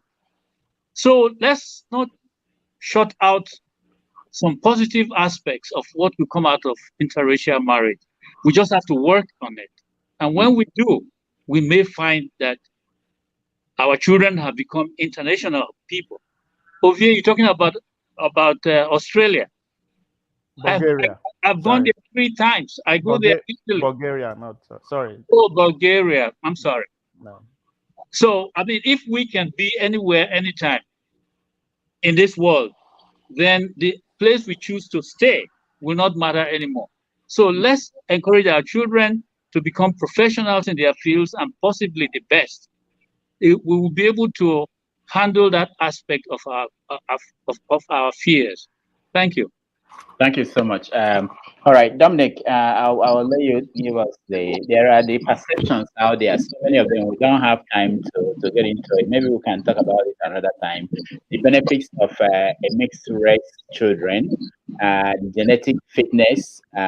So there are some both scientific and fake science out there. So if you can clear some of them for us, I know I didn't prepare you for this, but whatever you know. And then after that, I will play a video of my interview with a woman, a Nigerian woman, whose daughter married someone from Danish land, and the experience, So go ahead, Dominic. Yeah, this is a very, very sensitive topic. So I will be very gathered in how I talk about it. Because, based on history, Hitler, eugenics, and things of that sort, superior race versus an inferior race. Quite frankly, I believe we're all human race. And when it comes to genetics, it's all about which family or individual you're marrying from, right? For example, if you're going to marry, if you're in Nigeria, I think we still do that. Before, at least I know for Catholic Church, you always check, is this person AS, SS, and all those things, so that when you guys get married, you don't end up having kids who have sickle cell, right? So I think more of it on an individual level. I don't believe diversity is beautiful. Don't get me wrong, but I think when it comes to interracial marriage, I don't think that question about diversity is valid because we're all humans. And so the same genetics that you have is what a white person has or a Chinese person. The only difference is how much melanin that is in their skin, whether they have more melanin like us or they have less melanin, right? Everything else is the same. They bleed blood like us. So I wouldn't go there. But I think once you start going there, you start going to this increased of eugenics, superior versus inferior, and whose culture, whose genetic pool makes the other one better. I don't want to dabble in those topics. I think there's pseudoscience in that regard. So I don't believe in those things. Okay. But, sorry, let me say something. I'm not talking about the success of marriage. Maybe if you marry, the other side will be successful or not. I went back to Nigeria and married a black woman. After 1 year, we scatter ground. We don't marry again. So now my village person. So I'm not saying it's our fault. It could be my fault. But what I'm trying to say, I go back to my village. If I marry from my streets, if I stand from my papa window and they see our grandfather window. But that's the problem. You can't do that. Nobody told you. So, like, when I mean literally, we are from the same. Like, see the house, see my house. It didn't work out. That doesn't mean because she's not white or whatever. But can I the mistake that we make something? Yeah, hold on. Let him finish. Dominic, go ahead. I think the mistake that we make is we don't think about things. We have this. One thing about me is I don't like reacting to how people do things. I'm not a reactionary person. I plan myself and I do certain things. I think there's a sense of reaction that we have whereby people are panicking. Oh, my kids are going to marry a white person or a Chinese person. They're like, let's plan arrange marriage for them, and you don't even think. Just go straight. Somebody from the street. No, that's not how it works. You actually have to put in effort and think about it. So it's not by marrying someone who's Nigerian or someone who's from your culture. It's all about getting to know that person, right? So you're trying to run away from marrying someone who is non-Nigerian because their culture is different. There's a high rate of divorce. It's you don't eat the same food. You don't speak the same language. So there's more chances of having friction and the marriage not lasting. And then you go back to Nigeria, and then you pick up someone that you have nothing in common. You didn't even get to interact with the family. There's nothing in. It's just that they have the same culture. People from the same culture doesn't automatically equal compatibility. People say put that level, but people don't take that for granted. A lot of people do it. My friend, go down to Nigeria and get their wife. It doesn't work that way. Some of them come here and the wife takes them out of the house. So you still have to put in some thoughts. It's not just once someone is Nigerian, that's it. I will say one thing. growing up in Nigeria, I know 2 doctors in Onitsha. Actually 3 doctors. One married an Indian. The Indian wife came down with him. They have a school in Onitsha, and the Indian wife was managing the school. I don't know what. I think the man later died. Wife was with him all the time. The other 2 married white women. The white women came down from wherever they are, Germany or whatever countries. One was in Germany, one was in Hungary. They set up hospitals in Onitsha. Those women were still there running the hospitals with them. So I think at the end of the day, it's not about the individual, I'm not necessarily about the race. Because these 2 individuals or these 3 doctors made the right choice of having someone who's they're compatible with, someone who agrees that if they raise their kids, they would allow them to have the Nigerian culture. And the women were willing to come down to Nigeria with them. Right? Now, when it comes to whether or not I'm not married yet, whether or not I will marry someone who's not Nigerian, I have my beliefs. My belief is more about I want to, I'm a very busy physician. And so when it comes to raising kids, I want a partner who already has some of those cultures. I'm an Igbo man. I like my kids to speak Igbo. I know of family members who live in Lagos and their kids don't even speak Igbo. So I want my kids to be able to speak Igbo.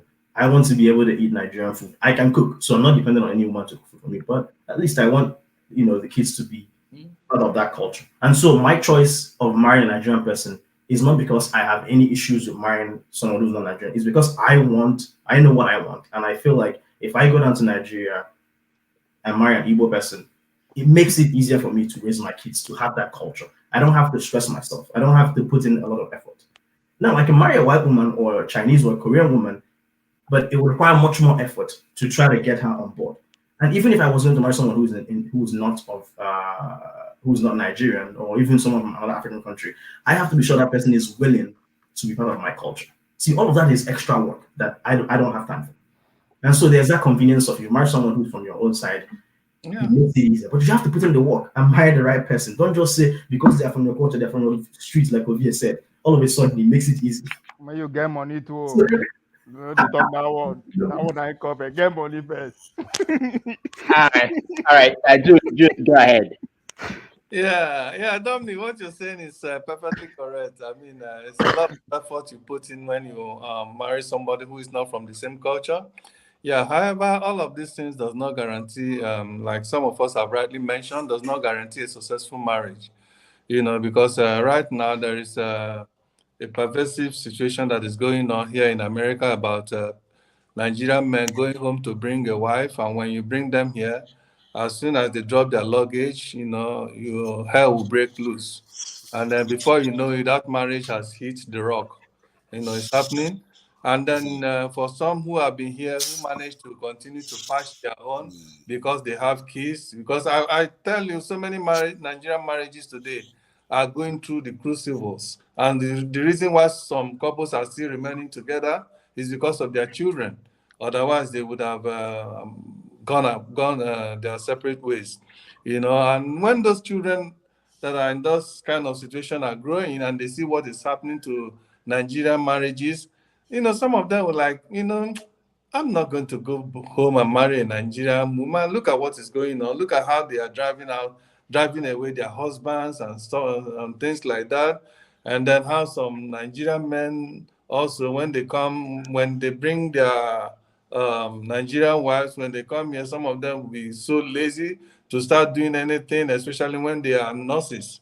When those women become nurses or something, they kind of relapse and allow the woman to be doing so much, and that adds so much pressure. At the end of the day, the woman will not be able to cope, and then she explodes, and before you know it, the marriage is gone.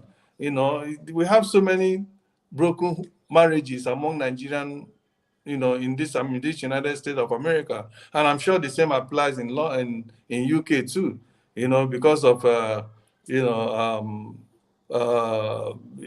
different, the kind of cultural shock that happens when they bring them here. When they come here, they find out that they're in a system that your husband cannot even talk to you and raise his voice, as opposed in Nigeria, because if you do, it's just one phone call away, and the police will come and tell you to walk, to walk out of your house. Even your children, you raise your voice. I've seen, hey, Daddy, stop yelling at me. Are you kidding me? Jude, you said you're still looking for wife and you want to get married in this system? You're gonna get married. I see, there might be still some very I think you should just retire, just forget about it. there is still some few. Okay, John, don't do it. Don't believe do there is it. still Don't few do that it. are Don't good. marry again. Just stay like that. Jude, No, God, Don't God do never meant it. it that way. what you are talking about was when Don't things do were still good in the 80s and 90s. Things are worse now. That somebody can come to you and say, you're looking at a girl and say, I'm not a girl, you call me them. Yeah. Dear, that's the pronoun to use. It's Don't not. It's a different word now. Just round. Don't. Mr. Jude and I Dr. won't give Dominic, up. don't I get won't give up. married. I'll find that Don't one do on it. my phone. Jude, brother Jude. Yes, sir. Okay, I think. How long you did? If you don't mind, though, the last one, how long? Well, we got married January 20. You remember the date? January 2020, 2015, 2012. So I filed for her, and she joined me 2014, and then the following year I filed for divorce. You filed? Yes, I did. Okay. Oh my God! I thought I could have introduced you, but you already introduced you. I can't introduce you. This where we live now. Well, I thought that I live in Texas. Texas is a happening place. Where do you live? Where you live for Texas, if you don't mind? San Antonio. I live in Dallas. I was in Dallas. I left Dallas. I left Dallas in December. Oh, okay. Come around. I'm trying to host Dr. Damages. All of you should come around when we are doing that. But to Dr. Jude and John. Yeah. Jude and John, can I ask you a question? See, sorry for laughing, but so I'm in New York. I was in DC for a very long time, for 6 years. I lived in New York 10 years. I was in New York too. Well, I'm in New York. I live in New York for 9 years. I'm a New Yorker. Yeah. I live in New York. My New York, mom na is still there. Lagos. New York, na Lagos. I call it Senior Lagos. I lived there for 9 years. But I have a question, Jude and Brother Jude and Brother John. This whole story of women in Texas. Can you guys tell us a little bit? No, just go there. Dominic. Guys taking over the show. Exactly. What do you want to know? No. So many people are coming out from this. I think we'll have a conversation on American nurses, African nurses in America. I think we do. There should be a conversation around that. I just realized something. There is no women in this forum. We should not dabble into the Texas. Yeah, not now. Yeah, I'm talking about another day. So what I want to do is I have a very, very extensive. Alexia, I'll come to you. A very extensive interview with this lady Jenna in London about experience of her daughter marrying someone from a different. It's very interesting. I did that earlier in the day. She couldn't join us, so I will play that. But what I wanted to do is I want to hear from all of you and then maybe say thank you to everybody. It's about 20 minutes. But if you want to hang around, you can hang around after I play it and then we can talk. But if you want to go, you can all go and then we end the show that way. But Alex, what do you want to say? I just wanted to kind of call our attention to the real topic that we are discussing, as I understood it. I think we have done more with marriage than with our children born here. And so we deviated from that. The benefit of this discussion should be... We do not, Doctor. Dominic is not married yet. So why do you say we deviated from that? Okay. If that's what you are saying, then... But no, Okay. no, don't do that. Oh. I've been I married wanted. before I divorced. I go Naija, marry for Naija, sit down for Oh, Naija before. Yeah, before but marriage. if your marriage didn't last up a year, it doesn't count. it- No, it's more You than know? that. No. okay, so Uh, that It's becomes a few something hours more that, than a year. Few hours more than a year. Is yeah, that our children's interests who are born here and who have gone through a different culture. My recommendation is that we should just make sure they are well educated and come to a point of being internationally uh, uh, viable. In other words, if they want to live in Canada, they will easily go and live there. If they want to live in Europe, they will do yeah, that. that's what they call it, Alexi. They call it Afro uh, Afro. Oh, I forgot the word. There's a term they use for that. Children born abroad who could live in anywhere in the world. Okay. But the point is that they have to be well adjusted to be able to do that. We the parents to help them to attain that kind of level of maturity and have that quality. And then let's hope that whatever we call our home, whether it's Nigeria or a different name, that it will be a place that can be counted along with where they can go, because then they will probably have some interest or something to attract them there. If we are building a good nation for like every other nations of the world, then our children would not find it difficult to decide to even go and establish or invest in Nigeria or the new name that we may have. So that's the aspect I wanted to bring to light. Okay. Marriage of who and from where. I would advise that primarily you marry from amongst your people. Yes, that is the best that can happen if it works. But if it doesn't work, then the problem is you. So, Ovi asked me a question. Can I say something quickly about? Go ahead, forefather. Yeah, about the children. I think one from what I've seen so far is that it's very important when we have children here of mixed heritage that they visit the continent and learn about the culture. Because when they grow up here, they don't necessarily have a clear idea of how it is over there. No matter how much the parent, tries to, inform them. And Sonia there. Yeah, we try our best, but it's important they see their mates in Africa, what they are surviving on, and they will know where their parents came from and their conditions that they are living in. I think it's important they see that, because the ones I've seen that have done that, they tend to be more well adjusted. Because when you're in a foreign land and people see you to be slightly mixed race, you are not complete. There's something, you always feel something is missing, and at least some of them feel it. And when they have access and they're able to visit the continent, they become whole. They understand themselves a bit more, and I think that is very important. In terms of the genetics about this, I wanted to delve into more controversial areas. The African continent had quite a lot of that's the main genetic pool of humanity came from Africa, and just about a little chunk of them left the continent, and so that's what populated the whole world. This is the first time in history, the last 500 years, we know our own family of the genetic tree has been outside the continent, and part of the reasons why maybe we even survived them was because of our genetic resilience, not necessarily our hard work, really. Because if you look at the Red Indians, we were almost wiped out.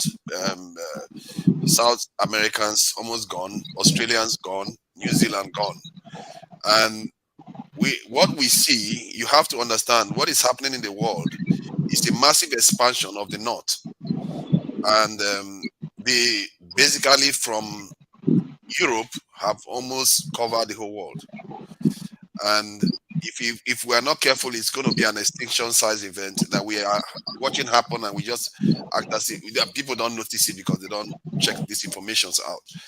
And so we have to be cautious and understand that these things matter. I think it was Ovia that said everything is politics, and I see everything also as a form of transaction. yeah, it's all good, mix up, but it has to benefit your people too. Yeah, because you don't want to, they call it swirling. The Americans call it swirling. That's mixing and having European children, chocolate and ice cream and vanilla. So that's why they call it that term. But what it means is that it could be swirling to extinction, where you mix up and then the next child and then the child after that become more and more white. I think that's what's happening with the Kwame Nkrumah's children. So we have to understand, what does it benefit us? We always have to judge our actions whether it benefits us. As a young man, I did everything young men did. So, but when one understands the dynamics at play, you have to ask, where does it fit? If I have a mixed race child today, I will make sure that mixed race child grows up to understand the continent with the mind I have now. Understand the continent, benefit us, not necessarily benefit the other side that want to keep our people the same way. So I think we have to keep that in mind. And I believe that when we mix with them genetically, we are actually enriching them, not the other way around. Africa is by far more diverse than the entire. See, one black man in the south of Nigeria and another black man in the north of Nigeria is more diverse compared to a European and an Indian man or a Chinese man. That's how diverse Africa is. So genetically, they are the ones gaining from us. We are making them more resilient, and God help us, it doesn't eat us alive. And when the time comes, so we have to keep that in mind. So for that, I like I said, I don't dabble into such, but I will dabble a little bit. All these things you say very authoritative, so it seems as if they are true. Whether they are true or not, I do not know. But here's what I will tell you from my medical perspective: diversity is not a bad thing. Here, I'm not pushing either side of argument. Diversity is not a bad thing, because when people stay in the same place and breathe, and after a while, certain diseases and certain issues start to become predominant in that area. Look at the Ashkenazi Jews. They have Tay-Sachs disease because they marry stuff. So very soon, very, very rare diseases, because they have because they are in close relationship and they always marry each other. Rare gene and rare disease means it becomes very prominent, and people start having it. And so, in that sense, I'm not talking about color now. I'm just talking about pure genetics. Diversity is not a bad thing. When people marry and move around, they actually develop more resilience. So I think it's actually quite the opposite. Because think about it, the malaria belt of malaria belt of the world is Nigeria, is pretty much the middle part of Africa, Sub-Saharan Africa, going to the Middle East, and then South America. That's where malaria is. And why do you call malaria? Because a lot of people there's what we call survival of the fittest, which means the people who are more equipped to survive any particular natural element are those who are going to end up living, right? So that sickle cell had some genetic advantage. But guess what? We are having sickle cell now in Africa. This is very, very mundane example, but just to buttress my point. Now, when that person who is from a Black African family marries someone who's in a different culture that doesn't have that sickle cell trait, that stuff, right? It reduces the chances that they will end up having a sickle cell trait. And so I don't think diversity is a bad thing. I think the reason I think sometimes people make a reaction react to things very negatively because we think having diversity will diminish our Africanism. I think the argument we should push is not whether or not someone should marry someone who's not African, but it's all about how you raise your kids. So I have no issue with someone who's African marrying someone who's not African, so far as they make sure that that cultural grounding is there. I would prefer that to two Black people marrying, but there's no any effort to make sure that the kids are grounded in their culture. I agree with you on that. All I'm saying is that when we do that, we have to understand what we are giving out in terms of the diversity itself. Like I said, Africa still has more diversity than the rest of the world put together. So that is what I'm How, talking about. how do you verify that? Because that's It's what a I'm trying genetic fact. If you want to check it What? on Google, you find that. Okay, It's a, I will look more into okay, it. let me, because I've done, I'm not of medical background, but I've done, because I was fascinated by this. Yeah. The African tree, there are three major matrilineal branch, which Okay. is the L1, L2, and L3. L3 is the one that left the continent, while they left the continent, but they still are in the continent. So the three branches of the matrilineal line is still on the continent, procreating Left and before mutating. slavery removed. L3 left Well before slavery. Right. And so those three are still the L3 that left the continent. That little bit of L3 that left the continent is the one that created all the other groups you see outside the continent. And then the patrilineal line, similar stuff happened, but to a lesser degree. So that's why at the African continent, it's almost as if we have been, like they said, 10 times more mutation has happened in Africa than the rest of the world put together. So it tells you that we are very, very old.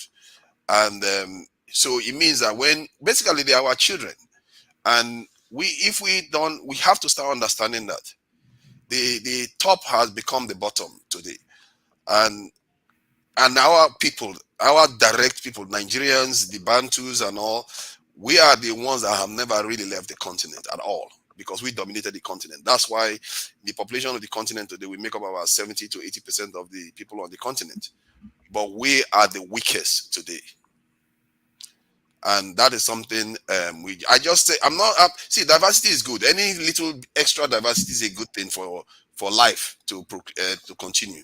But you have to see it's a transaction. I always say it's a transaction, and we are giving more. And we also have to remember, this is how our people sold our own human beings as slaves. We keep giving our people away. And we want to understand that this transaction has to benefit us too. And that's how I look at it. The reason why I keep interjecting is because I don't want us to conflate Pan-Africanism with whether or not diversity is a good thing.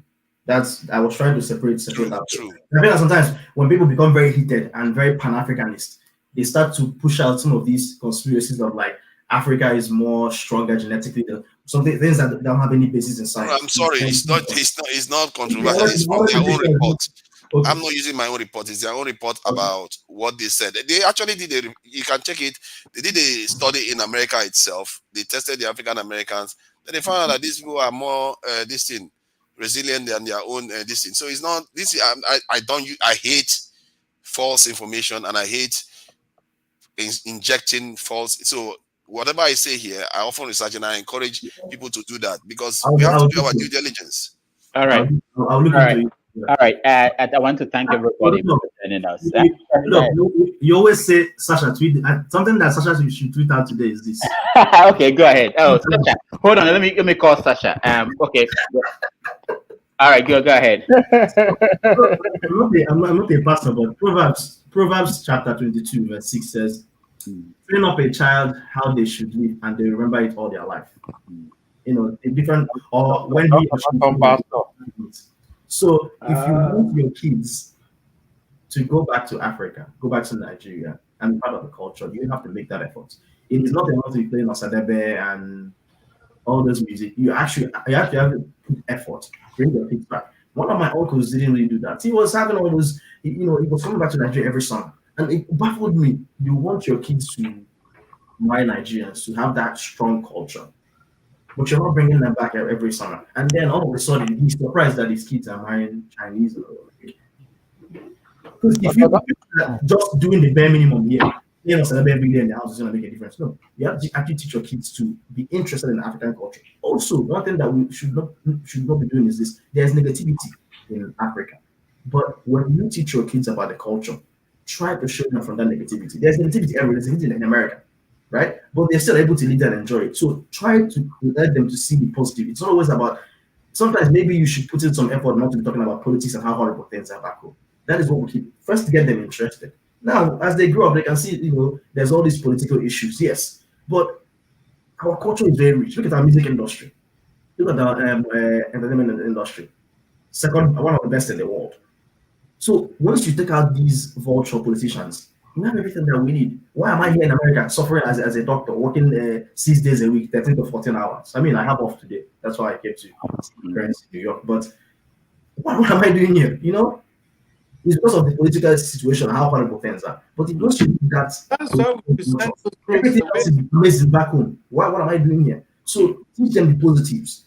Like one of my sisters, she lives in Lagos. She started this YouTube channel, where she teaches Igbo. But she had to do because the kids were around non-Igbos.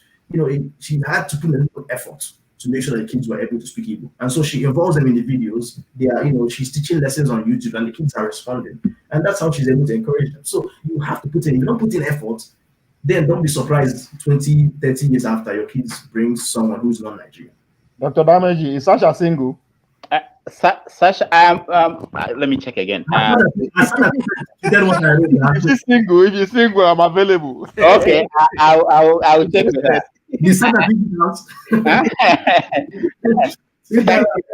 Thank you, everyone. It's been more than 3 hours. I really appreciate all your time, and it's not easy. We do this because we hopefully we share knowledge, and when you discuss these things, people learn one or two things, and it helps all of us. I want to thank you for joining me. Ovie, thank you for being here. Forefathers, thank you so much for joining. Janaba, thank you so much. Ago, I know you just joined us. I just came in. Next time we will get to hear from you. I just woke up. Good. Thank you so much for joining us. Thank you. Alex and Joko. Anybody will get time. Stay behind. We'll talk for the background. Oh, yeah. No. Actually, today will be different because I'm going to play the interview I had. Oh, okay. I want you to watch it. It's amazing. By the way, Jude is playing young, but look at the shirt he's wearing. It's for a wife. It's for a wife, and you have to. Alex, thank you so much. This morning. Wow. I will let her know. That's one kind of awkward conversation. You know what you need to do there? You got married into that Fulani where they flog you like. Right? No. But I got married to Arab. Alex and Joko, thank you so much for joining us. All right. Dr. Dominic, thank you so much for joining us. Nigeria, Mr. Abu, you come please hang on and watch this interview. It's very funny and interesting, I think. And then we'll see you at the other end. Thank you, everybody. All right. Thank you. Let's watch the interview. Okay, so joining us from London is Jenna. Jenna has a daughter that is got married to a Danish man. So we want to talk to her about how the family dealt with the experience. As we are doing today, we're sharing experiences of people who have family that are married to a different race. So Jenna, welcome to the show. Thank you very much, and thanks for having me. Yeah, it's wonderful to have you. So to start with, because this is a conversation that is for Africans abroad. Yeah, I'm an Igbo woman. Okay. But I lived in London for 39 years. Oh wow. But I'm still very much an Igbo. No. Maybe now you have what is that honor that the Queen gives people? Of the British Empire. OBE. Yeah. But I deserve an OBE. You should get that. Yeah. With the weather and everything. Now, let's talk about interracial marriages. A lot of people, we've been talking about it today. A lot of people, at one point, you don't know what your daughter or your son, especially people who were born abroad and they grew up there, who they will come home with, who they will say that this is the person they want to marry. How did your family tell us a little bit of the story? In my own case, I don't think that, like my daughter, because, you have some daughters who would say to the parents, this is the way I'm going, or this is this is where my interest is. But in my own case, she didn't express any interest, because as soon as she started dating, and she brought the young man to us, and straight away I fell in love with the man, with the young man, straight away. So, I mean, my other daughter says I have an open door policy, that everybody that comes in I welcome. And to be honest, and that's the way to go, because I wouldn't like to ring fence or put any barriers before my children, because their happiness actually is what matters most, is their happiness. So, and when we talk about interracial, because if I dwell on that phrase, I may start seeing differences, but I don't really see differences. What I see is a fantastic young man, a nice, caring, loving young man, who is my son-in-law. So I don't really see race. Honest, I don't. Now, what about the father of the your daughter? I mean, I'm assuming, yeah. My husband is a typical Igbo man, if there's any such thing as a traditional Igbo man. Yes. And I mean, naturally, he would like to have Igbo son-in-laws. Someone to grateful and not with. Exactly, and then share palm wine with. Palm wine. Yes, but it didn't happen. But the good thing about him is he didn't make any physical moves or psychological moves even to stop the relationship. He was equally welcoming. And but where he would disagree with you or us is where we have an event and you want to compel him to wear something that is. Oh yeah, to put on the three-piece suit or tuxedo. Yes. So for him, as long as he's got his red cap and then wears something, of course, wears his Atiki or Igbo, anything with his red cap, that's fine. He deserves the honor of the British Empire for sticking for the Igbo culture. He has to fly the flag for the Igbo culture. So that's him. Yeah. So it's unfortunate, when parents make life so difficult, for their children when this happens. I just hope that the parents would sort of realize that the marriage is not actually theirs, is their children's marriage, and for them to support the union. And to be honest, you don't actually know which son-in-law is going to be the best, because you could dwell on your daughter marrying an Igbo man, and he brings an Igbo man to you. You okay it and bless them, and 4 years down the line is hell. And while you don't wish that, that sort of on anybody.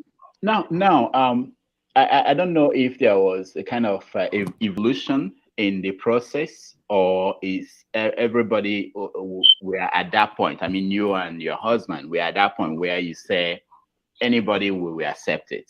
There are some people who had to evolve. Do you have, even if it's not personal, do you have other experiences by maybe other families where it became an issue? I have other experiences. I mean, before going to other people, in my own case, when my son-in-law introduced the subject of marriage, my husband said to him, in our culture, see, in my culture, I won't be speaking to you.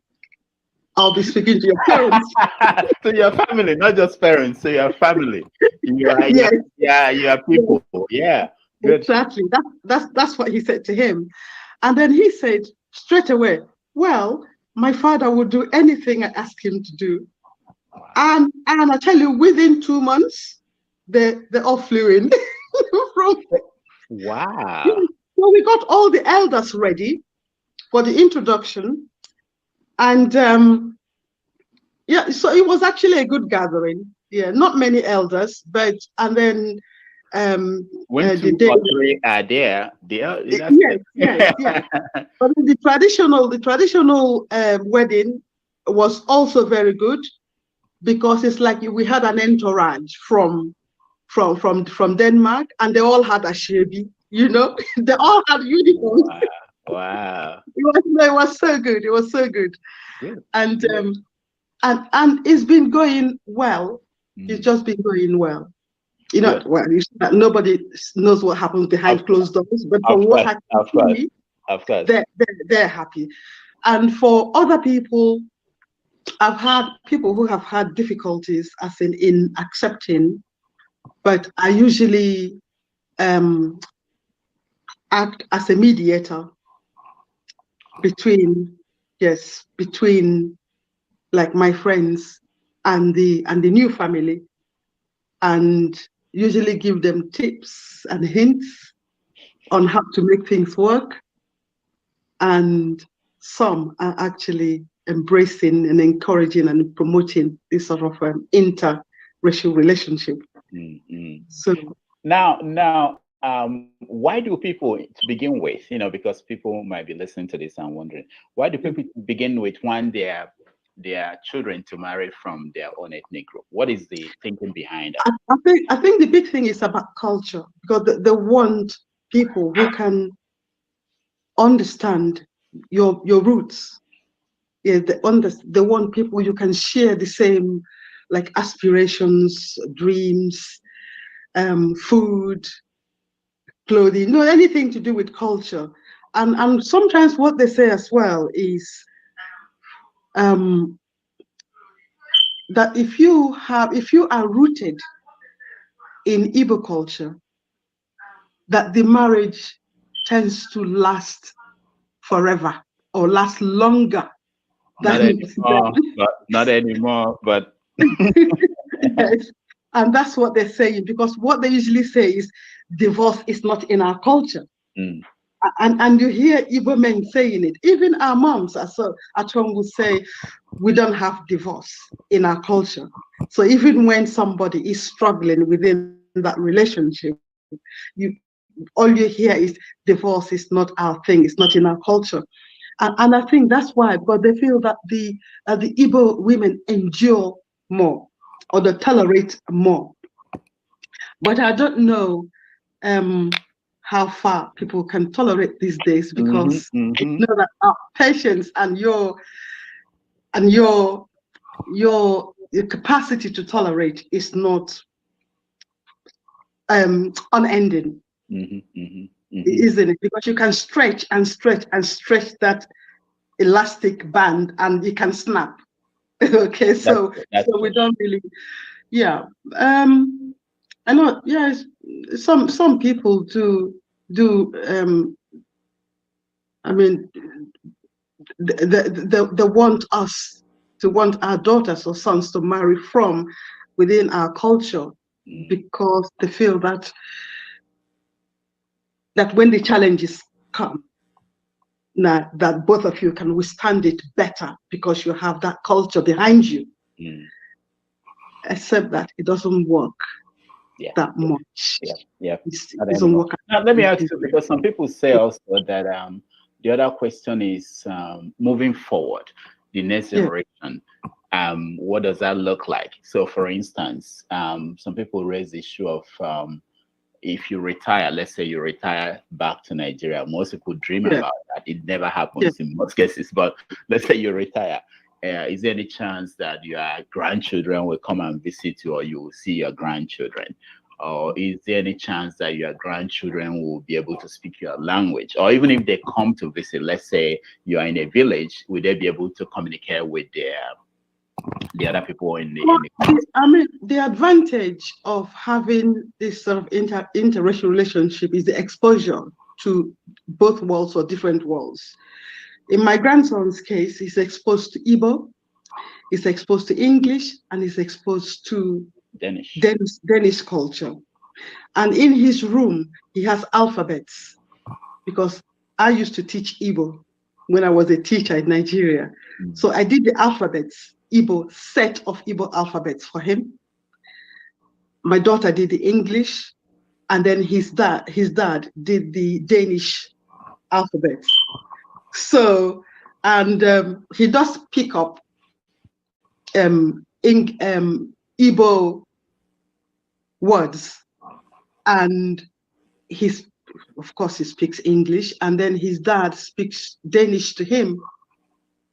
So he has the best of both worlds, if I can put it that way. And in terms of visiting Nigeria, that shouldn't be a problem. That shouldn't be a problem.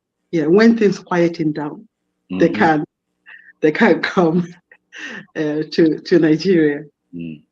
Well, Yes. one last question. This is something also that has come up in the sense that people say, even I'm talking about people, parents who actually want their kids to marry from their own ethnic group. But then we find out that most of them, especially in Europe and in America, they are maybe middle class families. They end up moving to rich area or white area, and interact with white kids in white schools. And then when it comes time for marriage, they now remember, oh, we want them to marry someone who is, but they've not interacted with them. Their friends are not from that culture. So how will they end up turn around and now go and marry somebody? To be honest, it's very ambitious of those parents, because you cannot expose your son to a Mercedes, for example, as in a car, that sort of taste in cars, and then all of a sudden you want him to be driving a. I'm not putting down. You are going to go to Volkswagen Beetle from Mercedes to Beetle. Okay. Forgive me, VW. But you know what I mean. I know what you mean. Just say Range Rover. We can use Range Rover. Aha. Okay. Yeah, they are the same class. Let's assume they are the same class. Exactly. For you unless they have this exposure to like different race at university, for example, that's the only time you would expect them to go from like a purely white society, and they go from a purely white society into like a university in Birmingham, where they will have the African demographic is very diverse. Yeah. So when is that diverse? Yeah, that's when there's a chance of your son or daughter coming home with like a black lady or Asian lady, but you just cannot, raise your child in a predominantly white area, and all of a sudden you're telling the child, you're going to marry a black woman or marry. It doesn't work that. It's not that automatic. Exactly. Unless perhaps they went to a conference and then they start chatting and they make some connection, and then the relationship will start from there. But so that's good. That's good. Now, did you or your husband or anybody around the kids try, because that's something else that parents try to do, connect them to people, hoping that like take them to Igbo events, cultural events, hoping that something will happen? Yes, all of them. They used to go to events. We used to take them as kids to events, and they have a group of people, young people they describe as their cousins. But what we did was to actually tell them who their blood cousins are within the cousins. Jenna, let me stop you a little bit. Can you move? You're moving out of the screen a little bit, so cutting you off. Yeah, a little bit. Move. Yeah. Okay, a little bit more. So you'll be at the center. Okay, that's better. Yeah. Okay, good. Sorry. Go ahead. Okay. Yeah, you were saying that we used to take them to events. Yeah.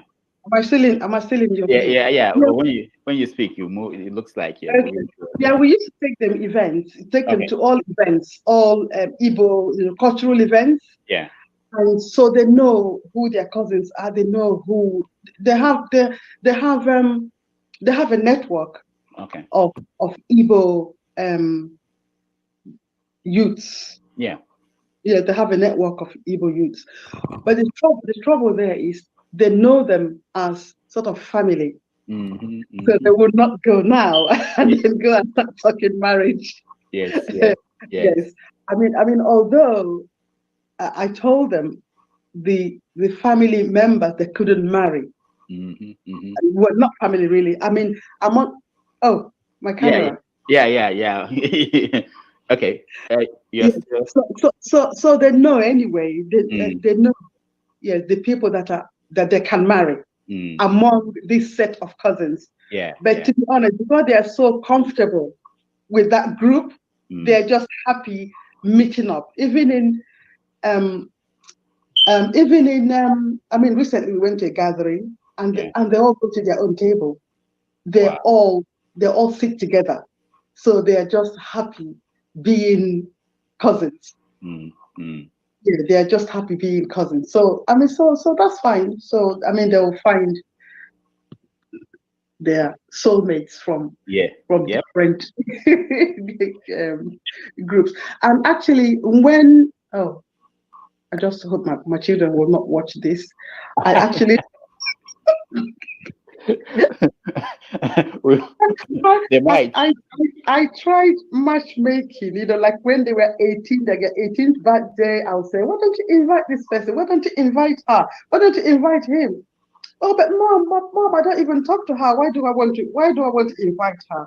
Exactly. And I said, if I said to my son, have we invited so and so, say for their 21st birthday, and why don't you invite them? Oh, but mom, but I haven't spoken to her for 5 years. Why do I want to? That's the challenge. This is our subtle way of trying to make connections. It didn't work. But it didn't work. It didn't work. Wow. It's amazing.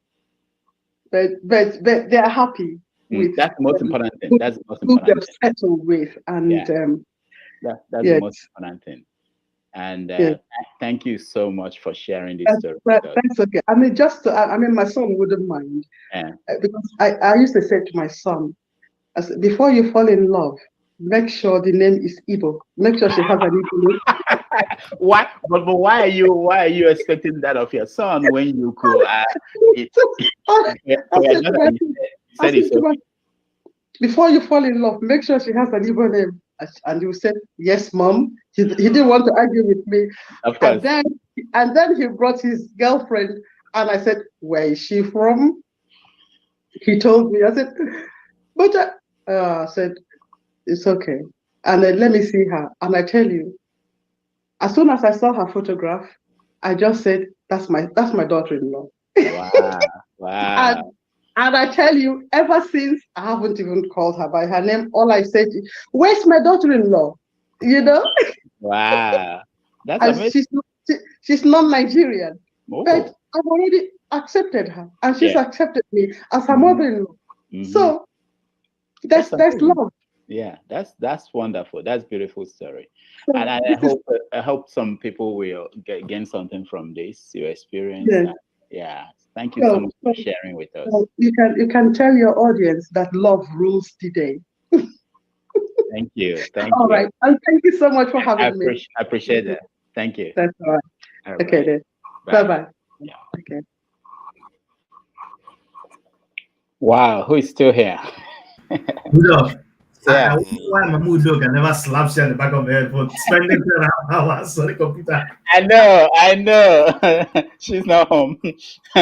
So thank you guys for being here. It's been wonderful. To me, these are the most important kinds of conversations. I know that people want to talk about politics and presidential candidates and politicians, but what we deal with individually on the local level when you are home is sometimes it's more important. It has more impact on us than what they're doing in Abuja or in Kigali or wherever in the world. But I really appreciate everybody here, and I will go offline, and then if you want to have conversation, we can still hang out and have conversation. But I have to end the broadcast. But thank you. Thank you. Thanks for having us and having me. I mean, Thank you. Me. Thank you, everyone.